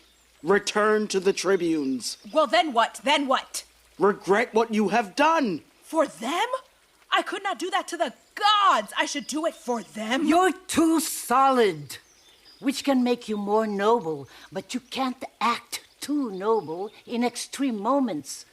You yourself have said honor and strategy grow inseparable in war together. Allow that, and tell me in what ways do the same two together lose in peacetime? Hush! A good question. If it is part of your honor code in war to act in ways that you are not, use your strategies in war to get what you want. How is it worse that this same practice holds in peace as in war, since they both seek to gain the same end? Why are you pushing this? Because now it falls to you to apologize to the people, and not by your order, nor by your heart's provoking you to act. But you'd speak with the tongue rotely moving through a speech, have it spring falsely out of you and not from your true feelings. Now this would dishonor you no more than taking over the town with flattering words, which would otherwise make you trust luck and risk your blood. No, I would conceal my true nature if it puts my fortunes and friends at risk. That would be true honor. On behalf of your wife, your son, senators, and nobles. Yet you would instead show these fools of the populace how you can frown upon them rather than effort flattery to gain approval and protect what they could ruin without it. Noble lady. Come with us, speak reasonably. You may heal not only what is presently dangerous, but what has been lost in the past. Dear son, go with them, with my head in your mind, and bow it down to them. Do this as they wish, your knee kissing stone. For in this business, action is efficient, and in the eyes of the ignorant, more eloquent than what you can tell them. But by bowing your head, which then covers up your pride, you are humble as the ripest mulberry that is too soft to touch. Once again, tell them you are their soldier, and being bred in battles has made you rough, and now you do avow, not fitting to ask of their support as you did, but hereforward they have all your powers and abilities. Done thus, as she says, why their hearts will be yours, for they have forgiveness, if solicited, given freely as the nonsense they speak. Please, go and yield to them. Though I know your wish is to follow your enemy to hell before flattering them in private. Cominius! I've been in the marketplace, and sir, you ought to bring strong support, or defend with peace, or by not showing. All are angered. Only speak contritely. That may pass if he can hold his temper. He must and will. Please now, agree to it and go do it. I must go show them my head with no helmet? I must give my honest heart a lie for my tongue to tell, well, I will do it then. But if there's a single lot to be lost, this mound of me, Martius, will be what they grind to dust and throw to the wind. To the marketplace. You've cast me in a role I can't perform to its full life. Come, we'll prompt you. Please now, sweet son. As you yourself have said, my praising made you a soldier first, so, to gain my praise for this, perform a part you have not done before. Well, I must, then. Off with my true nature. Enter into me the will of a whore. My voice pitched for battle in concert with war drums. Now will be piped tiny as the eunuch or high as the lady that lulls babies asleep. Smiles of servants camp in my cheeks and tears of schoolboys hold the view in my eyes. A beggar's tongue moves through my lips, and my knees, that once bowed in armor, now bend for alms. I will not do it, lest I cease to honor my own truth. And what my body does without its soul will teach my mind a newly inbred baseness. It's your choice, then. My begging you is greater dishonor than you begging them. It is all ruined. Your mother ought to share your pride more than fear its danger, for I stand to death as boldly as you do. Do as you will. Your bravery was mine, you sucked it from me, but your pride is owned by you. Please be content. Mother, I am going to the marketplace. Berate me no more. I'll bamboozle them, cheat their hearts from them, and come home beloved by all the tradesmen in Rome. Look, I'm gone. Give word to my wife. I'll return consul. Then don't doubt what my tongue can do to gain its wishes through flattery. Do as you will. Go.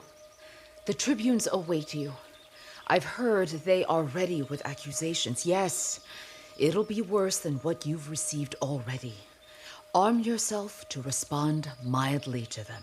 The word is mildly.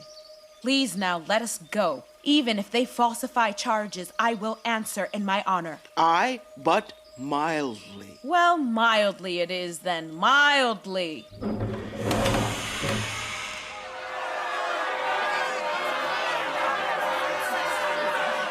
Push this point home on charges against him. He aims to be tyrant ruling this state.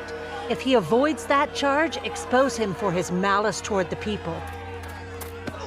Hey, where do you think you're going? You there! Get out of my way! Where's Coriolanus? He's coming. Accompanied with? With old Menenius and those senators that always favored him. Bring the people to the assembly now, and when they hear me say this, it will be so as rights of the common people. They then will shout back in response to all charges. For fine, they cry fine. If death, cry death. We'll keep the people's traditional rights and power in the truth of the cause. I will inform them. And when that time comes that they are shouting out, tell them not to stop. Let their calls create an uproar that presses immediate action on all charges to be carried out. Very well. Get them prepared to be ready for this sign. When they hear it, they shout back.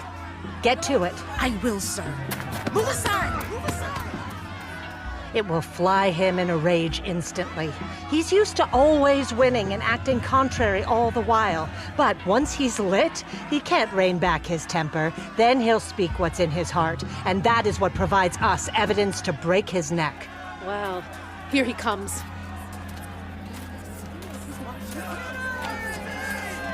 Peacefully, I call on you.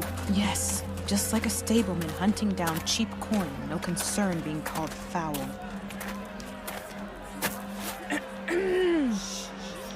Honored gods, keep Rome safe and fill our tribunes with pure men. Plant love everywhere. Line our temples with throngs chanting for peace, not fighting war in our streets. Yes, amen. A noble wish. Come close, peoples. Listen to your tribunes! Quiet! Hear this! First, hear me speak. Talk. Calm, peoples. Will I be charged any more than this? All is decided now? I demand to know if you yield to the people's votes, acknowledge their officers, and submit to suffer punishment for such crimes that will be proven against you. I agree. Here, citizens, he states that he agrees. Consider his services in war. Cite the many wounds his body bears, which count like graves for enemies fought. Twig scratches scars to laugh at is all. Consider further that he does not speak like a civilian, for he commands as a soldier. Don't take his rougher speech for malevolent sounds, but as I say, this style suits a soldier and doesn't aim to spite you. What is the issue? That after being named consul with your votes, I'm now so degraded that within an hour, you strip it off. You answer to us. Say then. We charge you with conspiring to undo Rome's established order, to then construct an hierarchy with you as tyrant, making you a traitor to the people. How?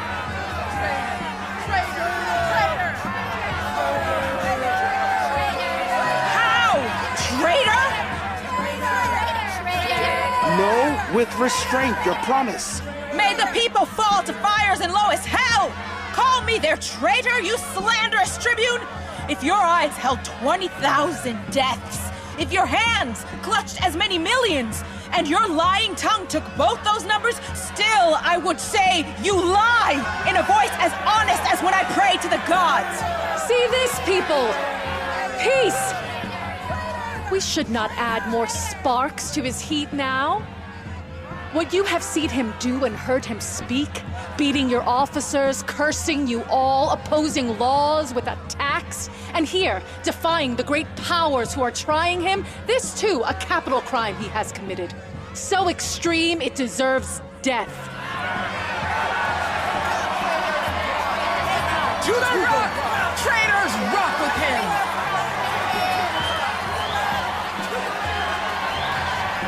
Since he served Rome so well.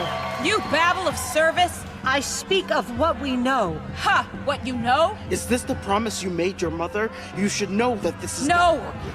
I will know no further. Let them announce my death from Traitor's Rock. Vagabond exile, whipping, captive lingers, fed only a grain a day. I wouldn't buy their mercy at the cost of one good word, or check my courage for what they can give to even have to say good day. In the name of the people and in our power, we tribunes banish him from the city for crimes that live within him, which outwardly showed his envy of the people, his open hostile pronouncements as he sought to take their power. He did so in the face of justice and against those who hold order for the people. Now he will not ever enter the gates of Rome. If so, he will be instantly thrown from off of Traitor's Rock. In the name of the people, let it be so. He's banished. Hear me, my masters and my common friends. He's sentenced, no more hearing. Let me speak. I have been consul and can show Rome all the wounds I have from her enemies. I do love my country's good with a respect more tender, holy, and profound than my own life, my dear wife's honor, or her offspring and treasures of my bearing. So I would state that we know your side. State what? There's no more to be said, but he is banished as enemy to the people and his country. It will be so. It will be so! It will be so! It will be so! You pack of filthy dogs, whining with your hateful breath reeking of swamps! Your praising of me I value like dead carcasses of unburied men! How you corrupt my air! I banish you! Let you stay with your uncertainty! Let each feeble rumor shake your hearts! Each sight of your enemy's helmet feathers fan you into despair! Continue to banish those who defend you, till at last your ignorance, which knows not a thing till it finally feels something, leaving you holding just yourselves, always your own foes. It leads you to be captured by a nation that'll beat you without blows. I despise you all and this city, so I turn my back. There is a world elsewhere. The people's enemy is gone! He's gone!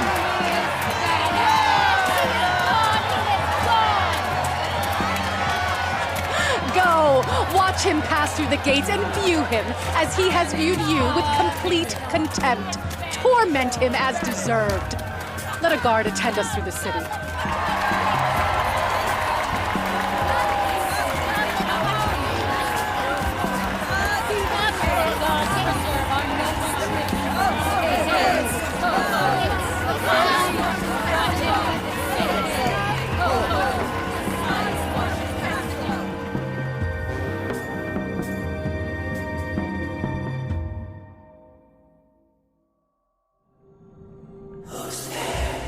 Next Chapter Podcasts is proud to present the On Podcasts Series, Macbeth, in a new modern English verse translation by Magdalia Cruz. Art thou but a dagger of the mind? Hear Shakespeare like you've never heard before. Performed by award-winning actors in a production that breathes new life into a timeless tale. Men are weak. Go to playonpodcasts.com to learn more. Put on your headphones, and don't forget to wash your hands. Leave all the rest to me.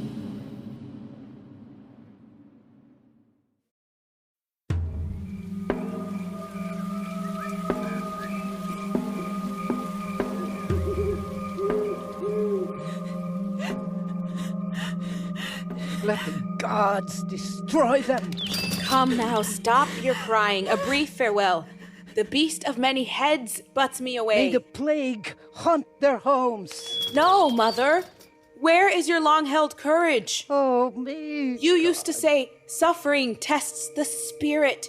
That common chances common men could bear. That when the sea is calm, its every boat can float masterfully. When fortune strikes its hardest blows, bearing it requires a noble skill. You were used to fill me with these principles, enough to make the heart that memorized them invincible.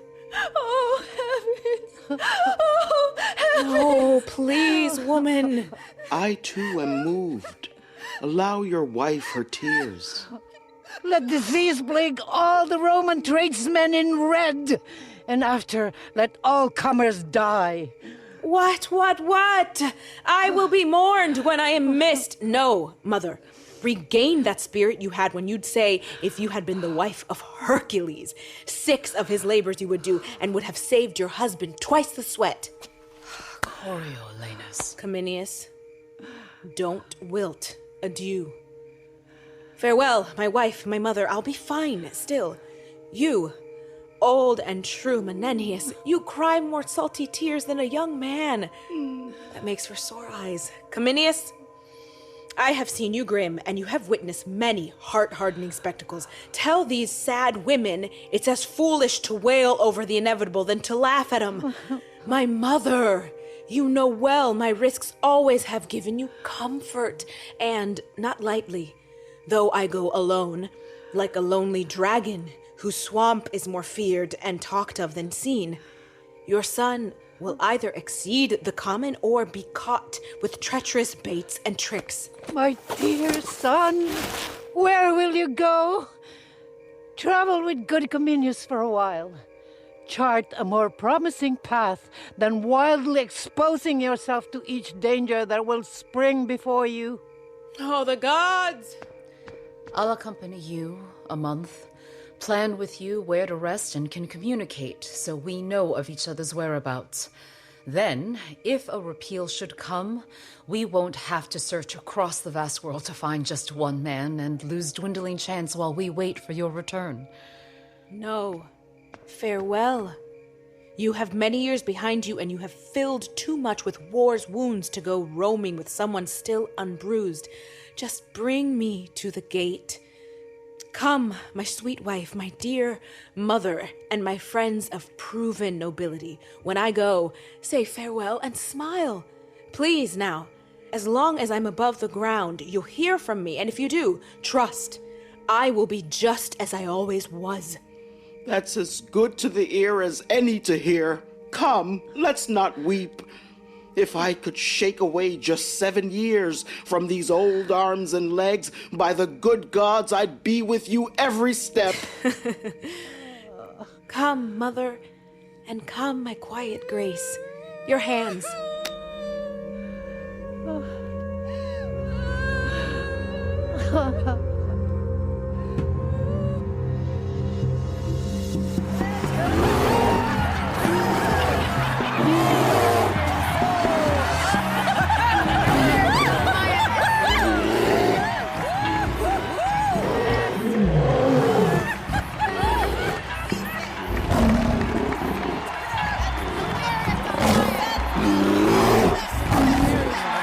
Now that we've gained power, let's appear more humble now it's done than when we were getting it done. Oh, gods. Here comes his mother. Let's not meet her. Why? They say she's beside herself. Oh! They've spotted us. Continue on our way. Oh, here we are met. May the gods repay your love with a fat plague. Calm, quiet. If I could stop weeping.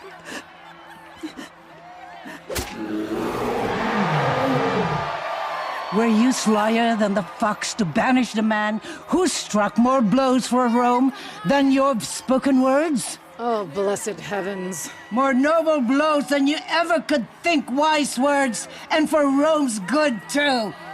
I'll tell you what. Go! No, stay after all. I wish my son were in the desert, your lot before him, his sword in his hand. What then? What then? He'd bring an end to you and your descendants. Bastards and all. A good man and all those wounds he bears for Rome. Come, calm now. I wish he'd remained wed to his country as he started, and didn't untie himself from the noble knot he made. I wish he had. Ha! I wish he had! You are the one who inflamed those common cats, who can judge his great worth, as well as I can judge the mysteries of heaven unknown on earth. Sicinius, let's go now. No, please, sir, go away. You have done bold deeds. Before you go, hear this. As towering as the Capitol is over the lowest house in Rome, as my son, whom you banished, towers over you all.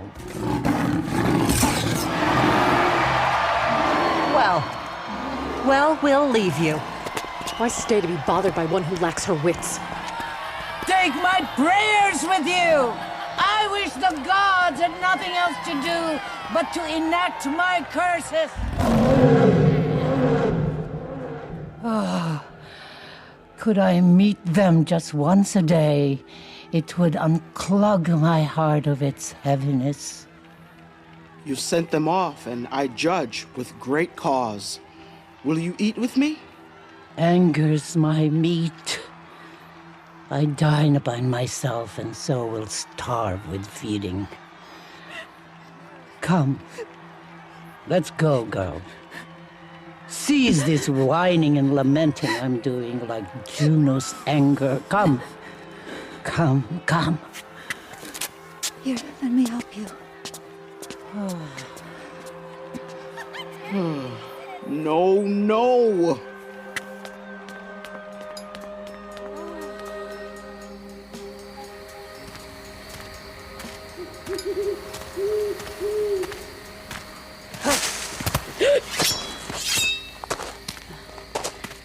I know you well, sir, and you know me. Your name, I think, is Adrian? It is so, sir. Truly, I have forgotten yours. I am a Roman. But my services are, as you are, against them. You know me now? Nicanor, no? That is me, sir. You had more of a beard when I last saw you, but your features come across when you speak in your distinct voice. What's the news in Rome? I have instructions from the Volscian state to find you there. You have saved me a day's journey. There have been some strange insurrections in Rome. The people against the senators, patricians, and nobles. There has been? Is it over then? Our state doesn't think so. They are in warlike preparedness and are ready to seize on them in the heat of this chaos. The main blaze of it is embers, but a small thing would make it flame again. The nobles have taken this banishing of noble Coriolanus to heart. They be well primed to take away all power from the people and to remove their tribunes forever. This possibility is glowing, I can tell you, and is near to burst for a violent eruption. Coriolanus banished? Banished, sir. You will be welcome with this information, Nicanor. The time is right for Volscians now.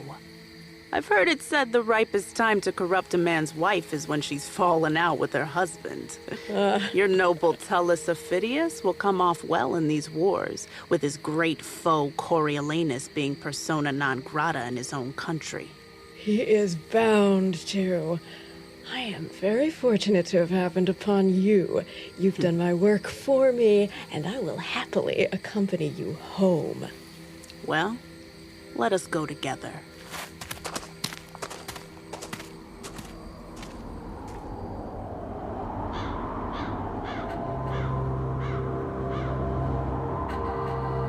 Good city is this Antium. Oh, city. I'm the one that's made you widows. Many heirs of these gentle buildings I've heard groan and drop facing my attacks. So don't know me now. Else wives with meat skewers and boys with stones slay me in puny battles.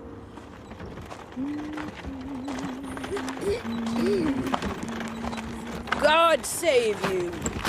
And you? Direct me, if you would, please, sir, to where great Aufidus is. He's in Antium? He is, hosting a feast for state nobles at his house tonight. Which is his house, if you would? This right before you. Thank you, sir. Farewell. Slippery turns. Fast-sworn friends now, whose separate chests seem to hold one heart, whose time, whose sleep, whose food and working always together, twins, really, in love, inseparable, will within an hour, over dispute of a pittance, break out as bitter enemies. Such deadly foes, whose passions and plots have broken their sleep to take one of the other by some chance, some trick not worth an egg, will suddenly grow to dear friends and enjoy themselves. For me, my birthplace I hate. My love's for this enemy town. I'll enter. If he slay me, he does fair justice. If he accepts my way, I'll do his country service.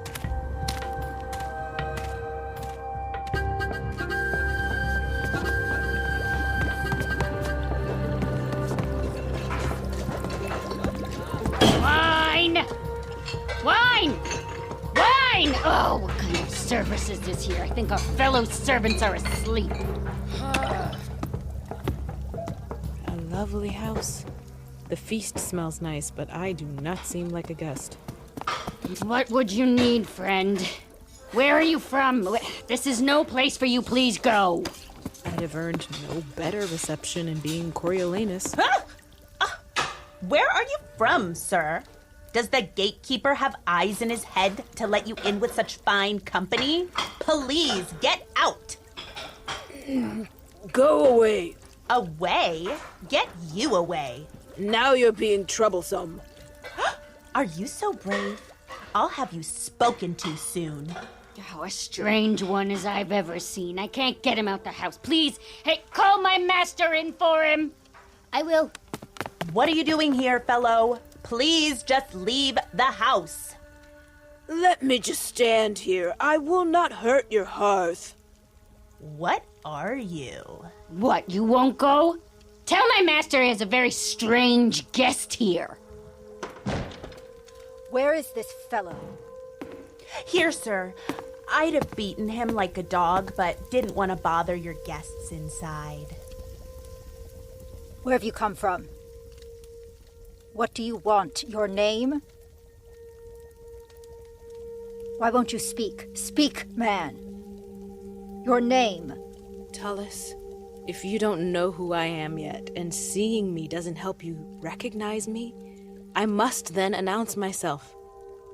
What is your name? A name unmelodious to Volscian's ears, and a harsh sound to yours. Say it. Your name. You have a grim appearance, and your face has a commander's look. Though your gear is worn, you show yourself a brave ship. What's your name? Prepare your face to frown. You don't know me yet? I do not know you. Your name. My name is C.A.S. Martius, who has done to you especially, and to all the Volsces, great hurt and mischief, as testament to my honored surname, Coriolanus. The duties, the dangers, and the drops of blood shed for my thankless country are returned, except for that surname. Only that name remains. Now these extreme times have brought me in front of your hearth, not in hope, don't mistake me, to save my life. For if I feared death of all the men in the world, I would avoid you. But instead, for the sheer spite of fully paying back my banishers is why I stand before you here. Now, if you have vengeance in your heart, to seek revenge against your own wrongs and end those shames to your country, then step two, and make my misery serve your will. So use my vengeful services too, and gain benefits to you. For I will fight against my own cancered country with the fire of all hell's devils. But if you choose to dare not to, that you're too tired to try your chances more, then, in a word, I am also weary to live any longer like this. And I present my throat to you and your malice. Oh, Martius. Martius. Every word you have said has weeded from my heart an ancient root of envy. If Jupiter should sound thunder from these clouds and speak divine things and say, "It's true," I wouldn't believe them. No more than you, all noble Martius. Let us join arm in arm. Hold your frame, the same that I have met in battle, slashed my blades to hundreds of times, broken gainst. Here I hug the anvil where my sword has struck. Know this, I loved the maid I married. I state the utter truth. But to see you before me, you noble thing, my heart actually moves more than when I first saw my bride standing in our threshold. Why, you god of war, Mars! You have beat me 12 different times, and I have nightly since then dreamt of encounters between us. We'd be in my dreams, fighting on the ground, unbuckling helmets, choking each other's throat. And I'd wake half dead with nothing. Worthy Martius, even if we had no clash with Rome, but that they've banished you, we could gather all from age 12 to 70, and then pour war into the bowels of ungrateful Rome and flood it over. Oh, come, go inside and meet our friendly senators who are leaving me now as I was preparing to go against your territories, though not Rome itself. You bless me, gods. So, you most consummate soldier, if you will take the lead in your own revenge, take one half of my command, and determine, as you are best experienced, since you know your country's strengths and weaknesses. But come in. 1,000 welcomes, and more friend than enemy. Yet, at that you were great. Your hand. Welcome. That's a strange change of events. By my oath, I thought about striking him with a club, and yet something in my mind said his clothes are disguising him. What strength he has. He turned me about with his finger and his thumb, like someone spins a top. No, I knew from his face there was something in him. He had, sir, a kind of face that I thought... I cannot describe it. He did. A look like it were. Well, for the life of me, I thought there was more in him than I could say. So did I swear. He is simply the oddest man in the world. I think he is, but a greater soldier than he, you'll find none. Who? My master? Oh, devils! I've got news. What? News, you rascals. What? Let's have it. Come on. I would not be a Roman for all the world. No. I'd more gladly be a condemned man. Why? Why? Why? He's here. The one that regularly whacks our general. He, C.A.S. Martius. Why do you say whack our general? I do not say whack our general, but he was always strong enough to. Oh, come now. We're fellows and friends. Martius was always better than him. I've heard our general say so himself. He was too strong for him directly to speak the truth about it. Outside Coriolanus, he slashed him and gashed him like meat from the fishbone. And were he a cannibal, he might have boiled and eaten him too. But more your news. Why, so much has been made of him here as if he were son and heir to Mars, sitting at the place of honor at the table. No questions asked of him by any of the senators, but they stand, hats off before him. Our general himself treats him like his own mistress. No. Touches his hand like a sacred relic, and is wide-eyed to all he discusses. But the root of the news is our general is cut in half from what he was yesterday, because one half has been offered to this Martius, and the whole table approves. He'll go, he says, and pull the gatekeeper of Rome's gates down by the ears. He will mow all down before him and leave pillage in his path. But when does this happen? Tomorrow? Today? Quickly! You will hear the war drums striking this afternoon. It's as if it were a part of their feast, and it's to be done before they wipe their lips. Why then, we will have a rousing world again. This peace does nothing but rusts iron, multiplies the tailors, and produces songwriters. Let me have war, I say. It exceeds peace as much as day does night.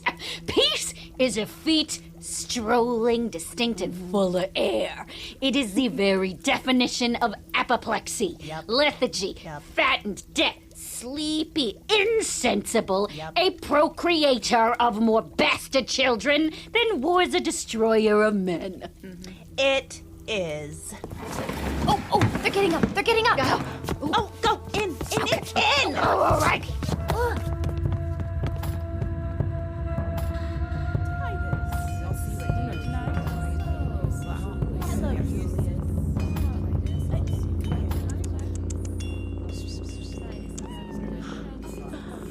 This is a happier and more pleasant time than when those people ran through the streets here shouting out chaos.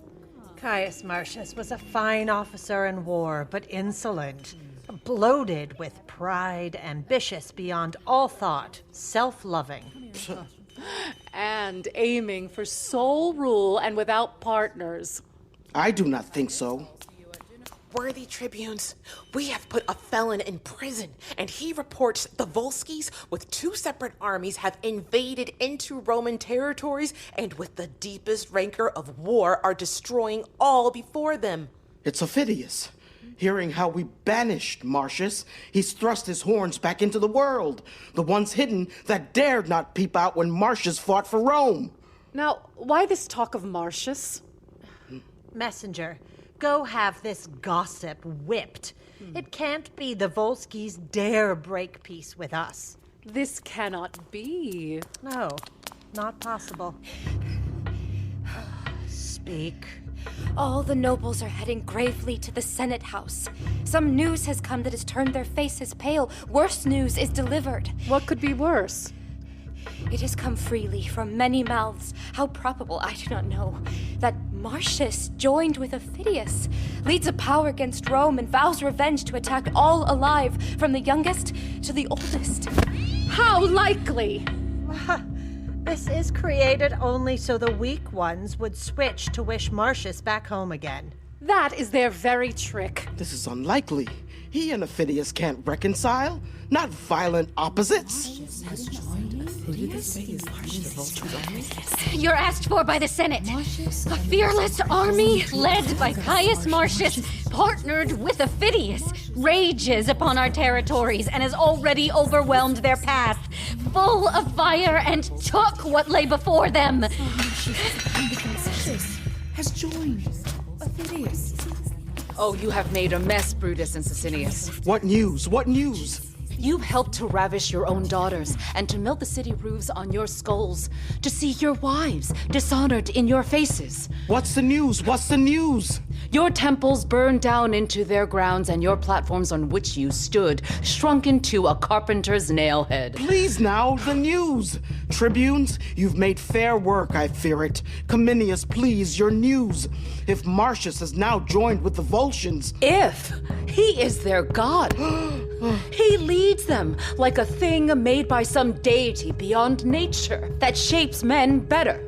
And they follow him against us brats, them with the confidence of small boys chasing summer butterflies or butchers killing flies. You all have made this happen. You and your tradesmen. You that stood on the vote of the workers and the voice of lower classes. He'll shake your Rome around your head. As Hercules plucked golden apples. You have made this all. But is this true, sir? Yes! Your blood'll leave you before it's otherwise. All regions are madly revolting, and whoever resists gets mocked for bold ignorance and dies a loyal fool. Who can blame him? Your enemies and his find something in him. We are all done in, unless the brave man has mercy. Who will ask for it? The tribunes can't for shame. The people, they deserve his pity like the wolf deserves the shepherd. Even his best friends, if they pleaded, be good to Rome, they'd be asking of him the way those he hates would ask, and then show themselves like enemies. It's true. If he were holding the flame to my house to burn it down, I wouldn't have the gall to say, I beg you stop. You have made this.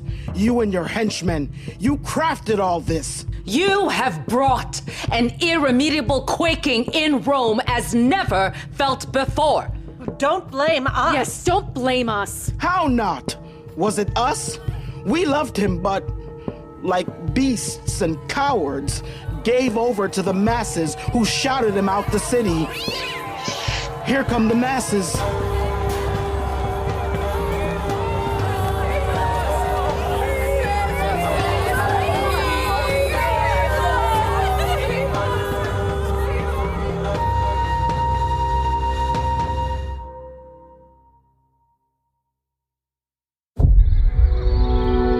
Next Chapter Podcasts is proud to present the On Podcasts Series Pericles. Young Prince of Tyre.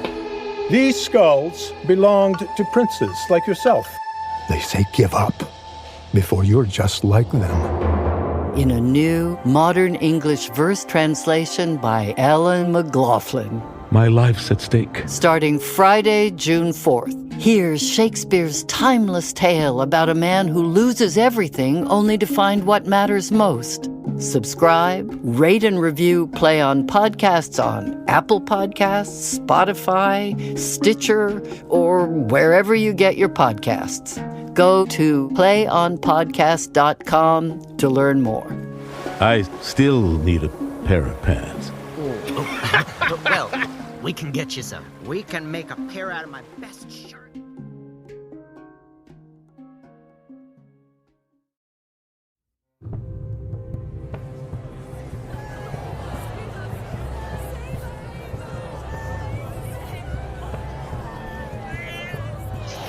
Here come the masses. And is Aufidus with him? He is. Peace, peace! Peace! Peace, Quiet! You are the one who fouled our air when you tossed your stinking greasy hats in hooting at Coriolanus' exile. Now he's coming back, and there's not a hair on a soldier's head that won't become a whip. As many jesters' caps you idiots tossed up, he will beat down, making you pay for your votes. No matter.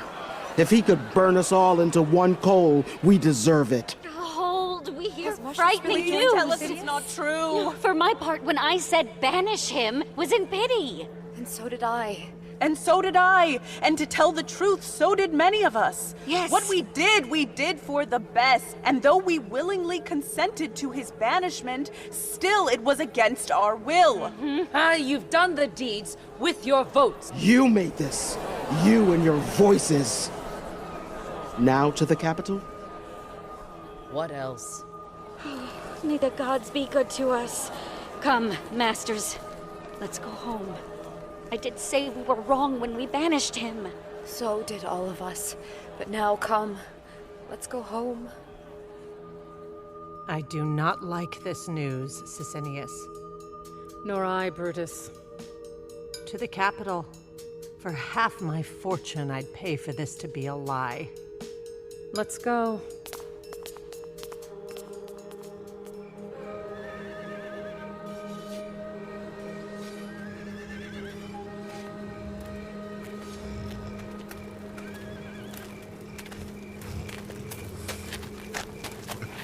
Still follow the Roman?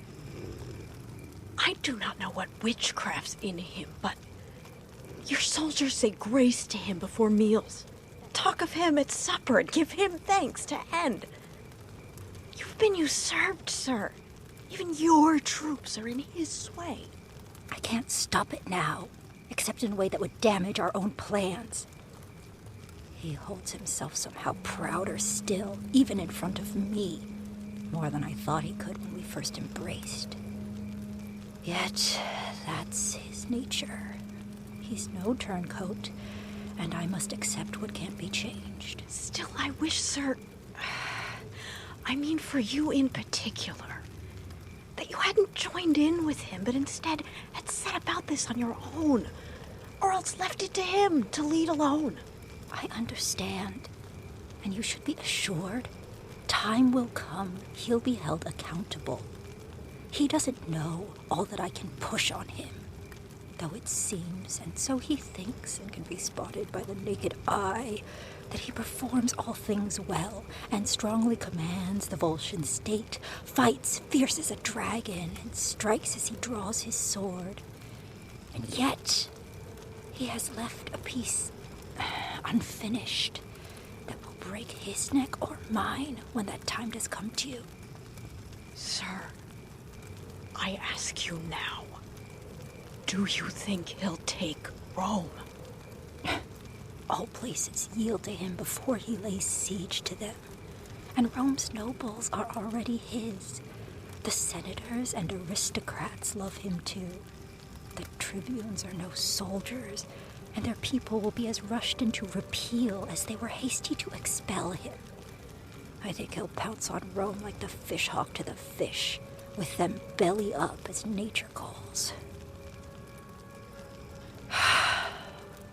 First, he was a noble servant to them, but he couldn't capably carry those duties, whether pride, a charmed life of success, or whether poor judgment, or whether just his nature to be but one thing, not growing from war helmet to senate cushion, to be able to command peace with the same austerity and manner as he controlled war. Some peace made him so feared, hated, and banished. One fire burns out another fire. One nail slams another nail. Righteousness fails rights. Strengths fall to strengths. Come, let's go. Martius, when Rome is yours, you will be the poorest of all. Then quickly, you're mine.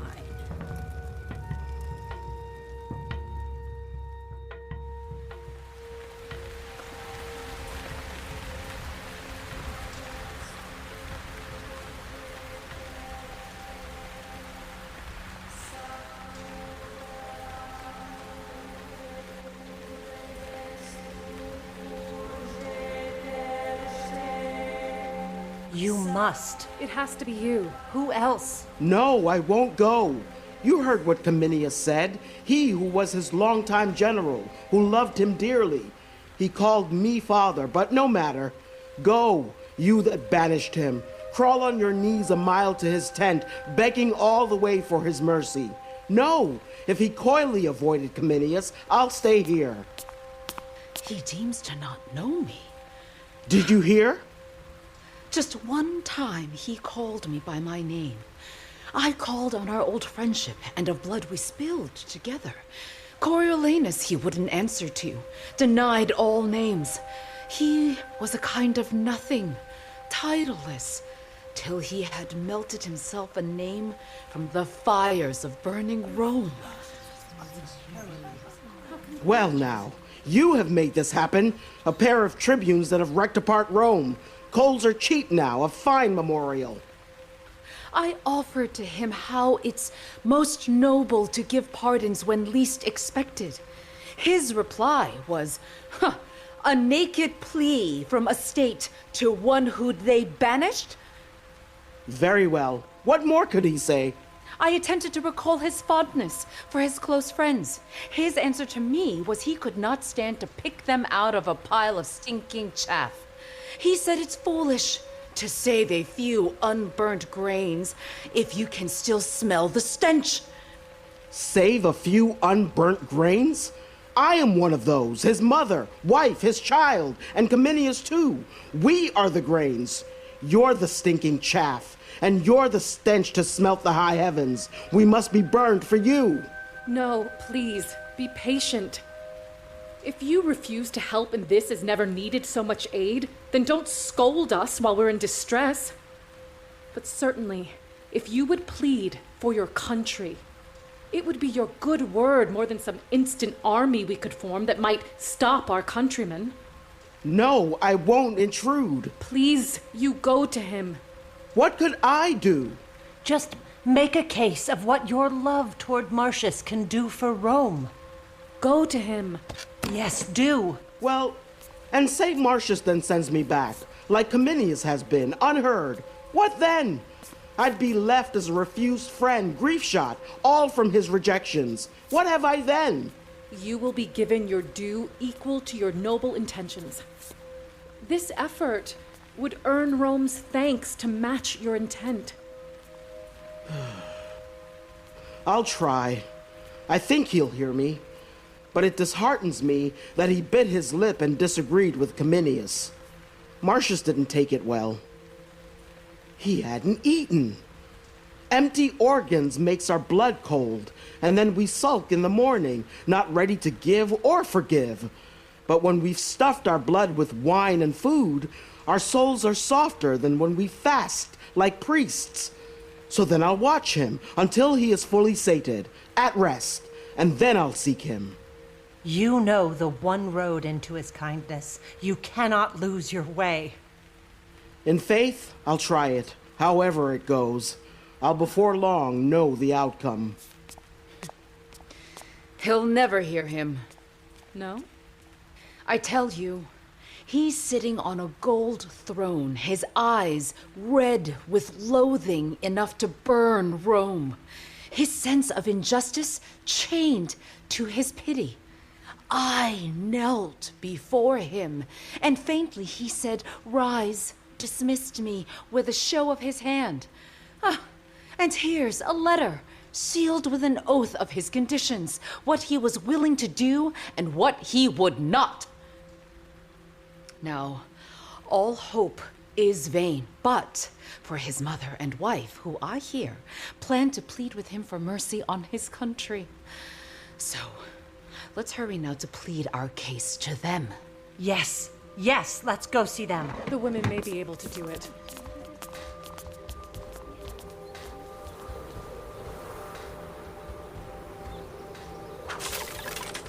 Ha, gotcha. No, foul. Hey, what's that? Stay. Who are you? Stop and go back. You guard well, men, quite well. But if I may, I am an officer of the state come to speak with Coriolanus. From where? From Rome. You may not pass. You must return.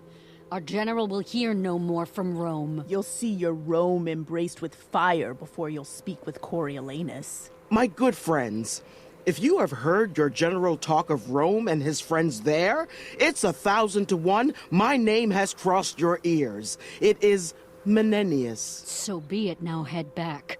Your name alone here is not enough to pass. Please, fellow, remember, my name is Menenius, always siding on the part of your general. You are a Roman, aren't you? I am, as your general is. Then you should hate Rome as he does. When you've pushed the brave defender out of your city gates, and with violent, overwhelming ignorance give to your enemy your greatest fighter, how can you think to shield against his vengeance with the meager groans of old women, the merciful prayers of your daughters, or with the decaying pleas of such an aged devotee as you seem to be? You think you can just blow out the impending fire readying to flame your city with weak breath as this? No. You are deluded. So now back to Rome and prepare for your execution. You're condemned. Our general has sworn no reprieve or pardon. Sirs, if your captain knew I was here, he would greet me with some esteem. Come now. My captain doesn't know you. I mean your general. Oh, my general does not care for you. Back, I say. Go, or I'll spill your last pint of blood. Back! This is as far as you'll get. Back! No, but fellow! What's the matter? Now, you fellow, I'll deliver the report for you. You will know now that I am in fact in his esteem. You'll realize that a fool guard can't order me from my son, Coriolanus. Guess what'll happen when I talk with him? If you stand to be hanged or given a more torturous death, longer in witnessing, crueler in suffering, behold now, and you'll faint fearing what's to come upon you. Oh, my son, you are preparing a fire for us. Look at these tears. Here's water to douse it. I wasn't the one inspired to come to you, but being persuaded that no one but I could inspire you. So I've been rushed out of Rome's gates with laments to implore you to pardon Rome and your pleading countrymen. May the good gods ease your wrath and turn its remains on this valet here, he who like a blockhead has denied my access to you. Away! What? Away? Wife, mother, child, I don't know. My life is in service to other matters. I do own my revenge fully, but my chance for pardon lies in Volscian hearts. We've known each other well, true, but your disloyalty now will add poison more than pity to our past. With that, be gone! My ears repel your pleas with more strength than your gates defend my force. Oh. Yet, because I loved you, take this along. I wrote it to you, to be sent. My son, No more words! I won't listen. This was my beloved in Rome, yet see him now, Aufidus. You stay true. Now, sir, is your name Menenius? It's a spell, you see. All that power. You know the way home still. I neither care for the world nor for your general. For such trifles as you, I can hardly think there's any. You're so insignificant. He that has a will to die by his own doing fears it not from another. Let your general do his worst. For you, let you live long, and that your misery grows with your age. I say to you, as I was told, away! A noble fellow. I give him that. Yet the worthy fellow is our general. He's the rock, the oak, not to be shaken.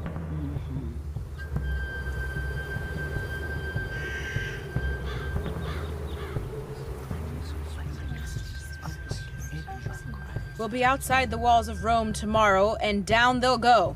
As my partner in this, you must report to the Volscian lords how simply I've handled this business. Just their goals you focused on. Blocked out the public cries of Rome, never entertained even a private whisper, not with any friends who thought they knew you. This last old man, whom with a cracked heart I have sent back to Rome, loved me with greater care than a father, no, made a god of me. Their last resort was to send him, whose old love I hold, though I showed myself foul to him. And yet I offered again my original conditions, which they refused, and now cannot accept. I granted him this, though he felt he could do more. I've given in to near nothing. Husband! My son! Come along, my son! My wife comes first. Then my mother, the mold who shaped this trunk, and in her hand, the grandchild of her bloodline. Affection, flee! Break all bonds of lineage and nature. Let it be a virtue to be unyielding. Dear husband. My eyes are not the same as in Rome. The sad changes we've been hit with there makes you think so. Like a dim actor now. I forgot my lines. And to my disgrace, I've lost my part. My family and blood, forgive my cruelty, but do not ask me to say forgive the Romans. Stand up, my blessed, and on nothing softer than stone, I'll kneel before you and show you my duty as it's been unfittingly done forever from child to parent. What's this? Your knees to me? Your reprimanded son? Then let the pebbles on the hungry beach strike the stars. Then let the mutinous winds strike the proud cedars against the fiery sun, murdering impossibility to make what's not viable easily done. You, my warrior, I helped in your molding. Father? Here stands a miniature droplet of you, with the passing of many full seasons may grow into you. That's my brave boy here. May Mars, god of war, with the consent of the god Jove, form your thoughts with nobleness, so that you may prove incapable of dishonor, and stand firm in war like a ballast in tempests, enduring blasts, saving those that seek you. Your knee, my dear child. Even he, your wife, and myself are loyal to you. I beg you, enough! Don't ask me now to send back my men or yield again to Rome's soldiers. Do not tell me how I act unnaturally. Don't wish to calm my rages and revenges with your colder reasons. Oh, no more, no more. You have said you will not grant us anything, so we have nothing else to ask but that which you deny already. Yet we will ask that if you deny our request, the blame will fall upon your hardness. So now, hear us. Aufidus, and all you Vosges, note, we'll hear nothing from Rome in private. Your request? Even if we were silent and didn't speak, our clothes and appearance would reveal what life's been like since your exile. Consider how we here are more unfortunate than all women together. For in seeing you, we should make our eyes cry with joy, hearts dance with comfort. Instead constrains our eyes to weep with fear, forcing this mother, wife, and child to see their son, husband, and father tearing his country's bowels out. And your deadly hatred makes us poor. How can we? Tell me. How can we pray for our country, to whom we are bound, and now with your victory? Where then are we bound? You block even our prayers to the gods. The only comfort we can wish for woe is that we must lose the country, our dear mother, or lose you, our comfort in our country.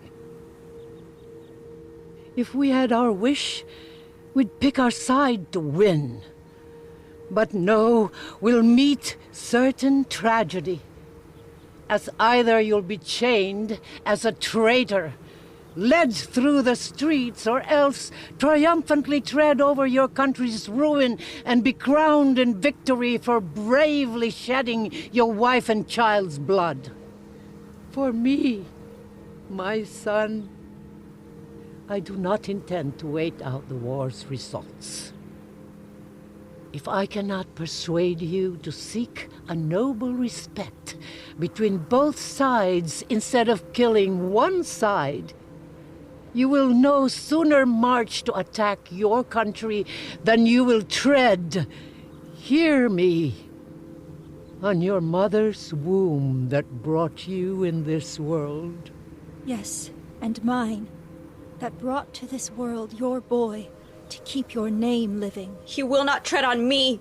I'll run away till I am bigger, and then I'll fight. If I look at a child or woman, then I too must be tender as women. No, I've sat too long. No, don't leave us now.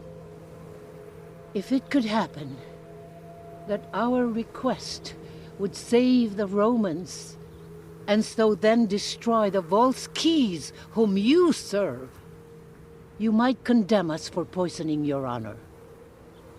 No, it's our appeal that you reconcile them. Then the Volsces would say, this mercy we have shown. The Romans, this mercy we've received. And each side could give the all hail to you and cry, be blessed for creating this peace. You know, great son, war's end is uncertain. But this is certain, that if you conquer Rome, the benefit which you will then reap is to earn a name whose repetition will be dogged with curses, whose history will be thus. The man was noble, but with his last attempt to wipe it out, destroyed his country, and his name remains to be the plague of ages. Speak to me, son. Why don't you speak? Daughter, you speak. He doesn't care that you're weeping. Speak, boy. Your childishness is maybe the one thing that will move him more than our reasons. There's no man in the world more indebted to his mother, yet he has me babble like a prisoner.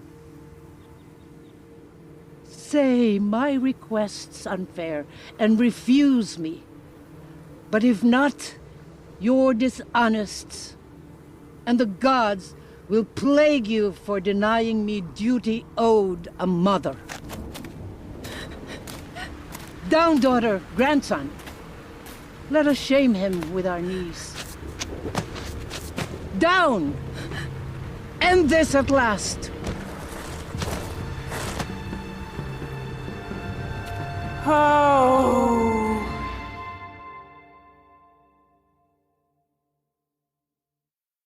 Call now, spirit. Next Chapter Podcasts is proud to present the Play On Podcast Series, A Midsummer Night's Dream.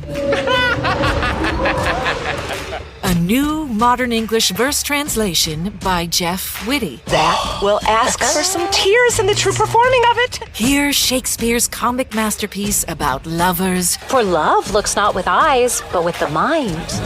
Royals. Regard your father as a god.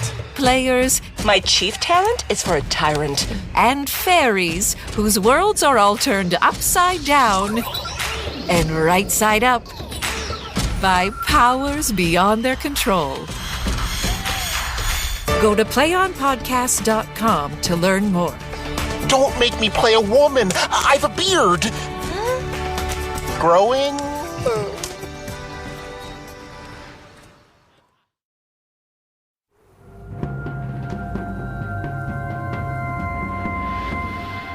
Down, daughter. Down, child. Let us shame my son with our knees.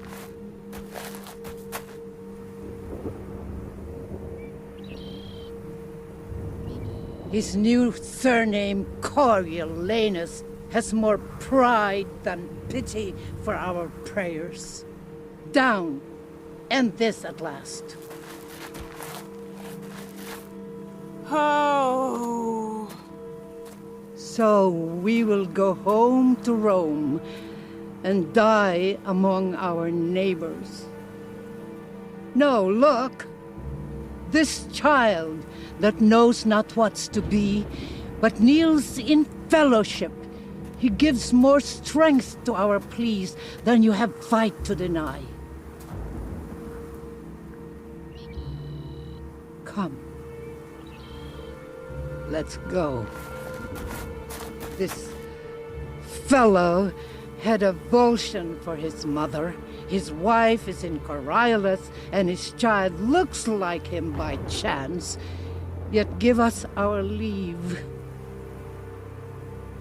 I am quiet until our city is on fire, and then I'll speak again.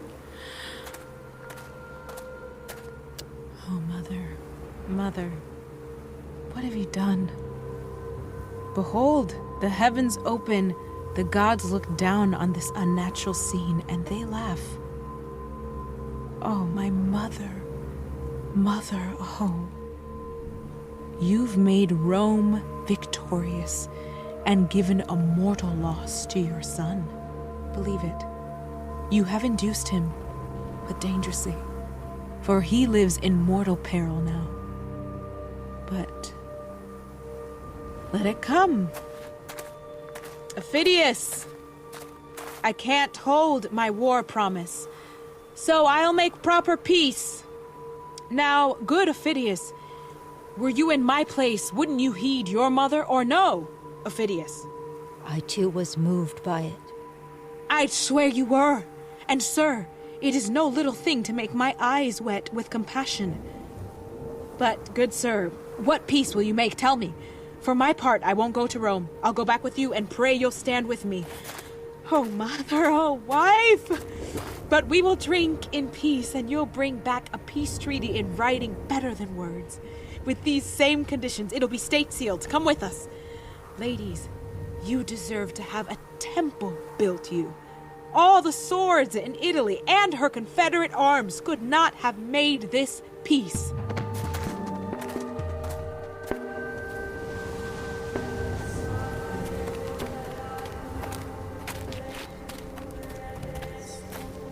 See you that stone wedged in the Capitol's cornerstone over there? What? What about that? If it's possible for you to dislodge it just with your little finger, then there's some hope the ladies of Rome, especially his mother, could triumph with him. But I say there's no hope at all. We are sentenced with our throats waiting for execution. Is it possible that in so short a time a man can change so much? There's differences between a caterpillar and a butterfly, yet your butterfly was a caterpillar. This Martius has grown from man into dragon. He loved his mother dearly. And he loved me. And he remembers his mother now like a horse remembers its dam. He sits in his state chair as if he were Alexander the Great. What he bids be done is so done with his bidding. He has all things of a god except eternity in heaven. And no mercy, if you describe him accurately. I paint him true to his life. See what little mercy his mother will receive from him. There is no more mercy in him than there is milk in a male tiger. All that our poor city will find out, and all due to no mercy. May the gods be good to us. No. In a case like this, the gods will not be good to us. When we banished him, we did not respect them, and with him returning to break our necks, thus they do not respect us. What's the news? Good news. Good news. The ladies have prevailed. The Volscians have withdrawn, and Martius is gone. There's never been a happier day for Rome. Friend, are you certain this is true? It's certain. As certain as I know the sun is fire. This is good news. I'll go meet the ladies. Mother Volumnia is worth all the consuls, senators, patricians a city holds. All tribunes such as you, filling sea and land. You've prayed well today. This morning, I wouldn't bet a small coin to 10,000 you'd survive. Listen. The joy. We'll meet them and celebrate together.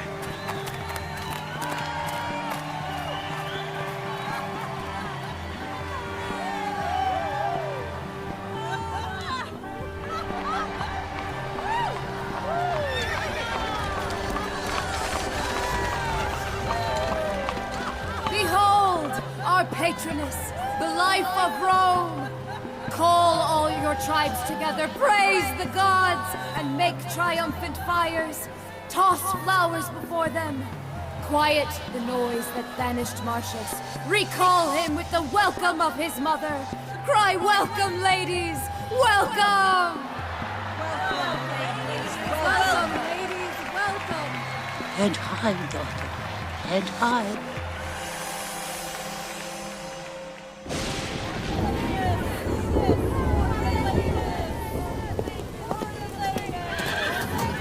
Go tell the lords of the city I'm here. Deliver this paper to them. You entered your native Antium like a herald to no welcome home, but he comes back to shouts in the air.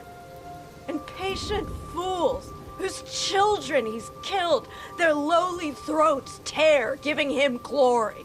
I know. And my reason to attack him has a great foundation to it. I put him on high, and I pledged my honor for his integrity. And then he was raised to such power. He watered his new Volscae plants with dews of flattery, seducing my friends, hiding his true self before he was seen as rough. Banished for it, he came to my home, pressed my knife across his throat. I took him, made him joint command with me, cleared way for him to do his bidding. No, let him pick from my troops to complete his tasks. My best men served his desires. Myself helped him steal his acclaim, which he ruined by himself. His pride is what wronged me. At the end, I seemed like his follower, not partner. He paid me with only his nod, like a mercenary. Yes, he did. The army was astonished by it. And at last, when we conquered Rome and had only to take our spoils and glory. That's it. And why I'll stretch all my strength against him. For a few drops of a woman's weeping, which are cheap as lies, he sold the blood and labor of our great efforts. So he will die and revive me in his fall. Here come the lords. Say no more. You are most welcome home. Yes, welcome home. I do not deserve it, but worthy lords, have you carefully read the letter I sent to you? We have it and are saddened to hear it. However he failed before this last, I think could have been slight crimes. But to give up our army's advantage, responding to us by returning our troops, making a treaty as they gave in, no excuse. Here he arrives. You will hear from him now.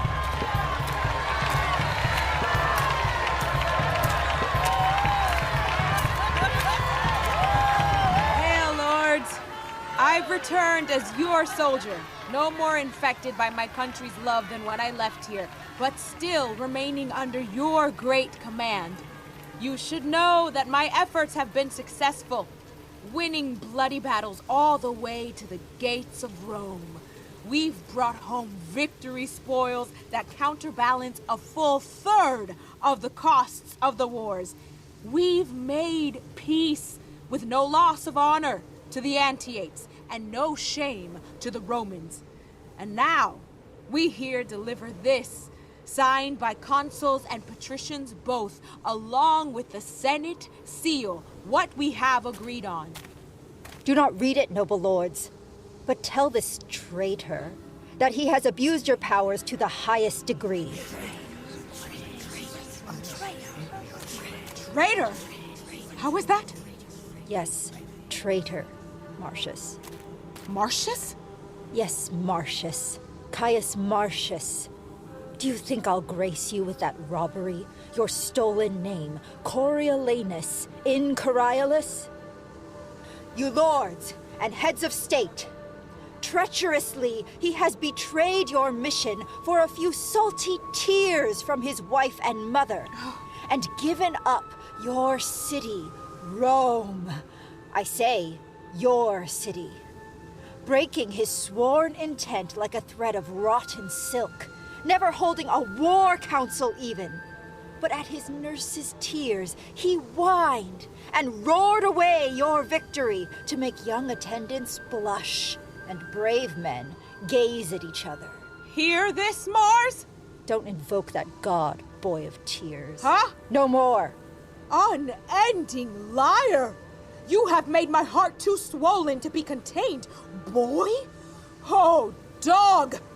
Pardon me, lords, this is the first time that I've had to scold. My dear lords, you must see this dog here is a liar. He who bears the lashes I've given him before and must bear my scars to his grave, he will show the lies he tells. Ha! Cut me to pieces, Bosques! Men and kids, stain your swords cutting me. Boy, lying dog, if you wrote your true story, it'd be there. How like an eagle in a dove's nest, I fluttered your Volscians in Coriolanus. Alone I did it, boy! Why, noble lords, recall it was mere chance, luck, that brought this shame on you by the unholy braggart standing before you now. Let him die for it! Tear it to pieces! Do it immediately! He killed my son! My daughter! He killed my cousin Marcus! He killed my father! Peace now, no outrage, peace! The man is noble and his fame covers the world. His last offenses against us will have proper trial. Stand, Aufidus, and don't disturb the peace. Oh, if I could, against 6 Aufideuses or more, his tribe, wield my sword of justice!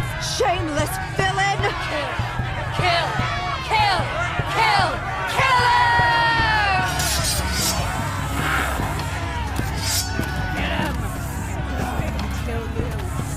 Traitor!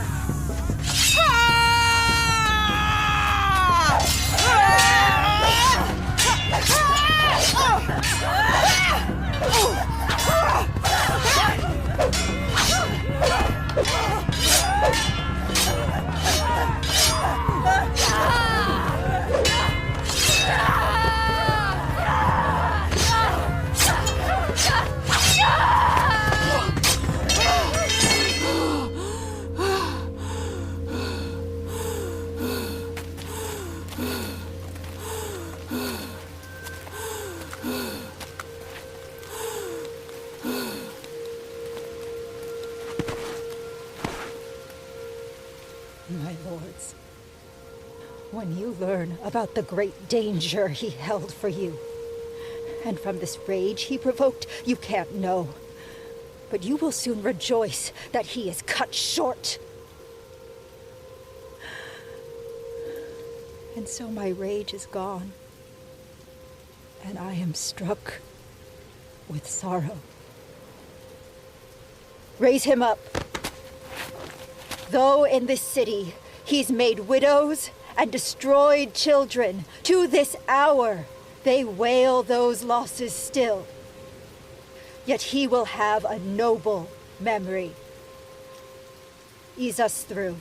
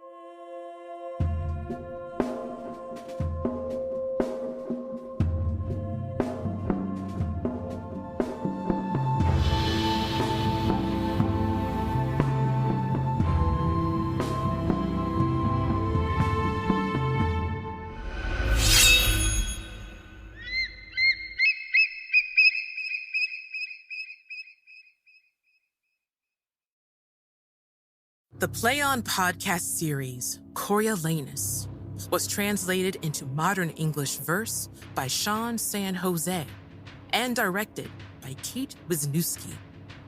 Episode scripts were adapted and produced by Catherine Eaton.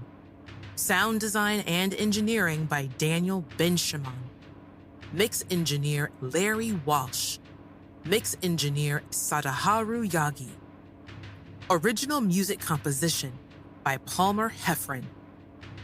Executive producer, Michael Goodfriend.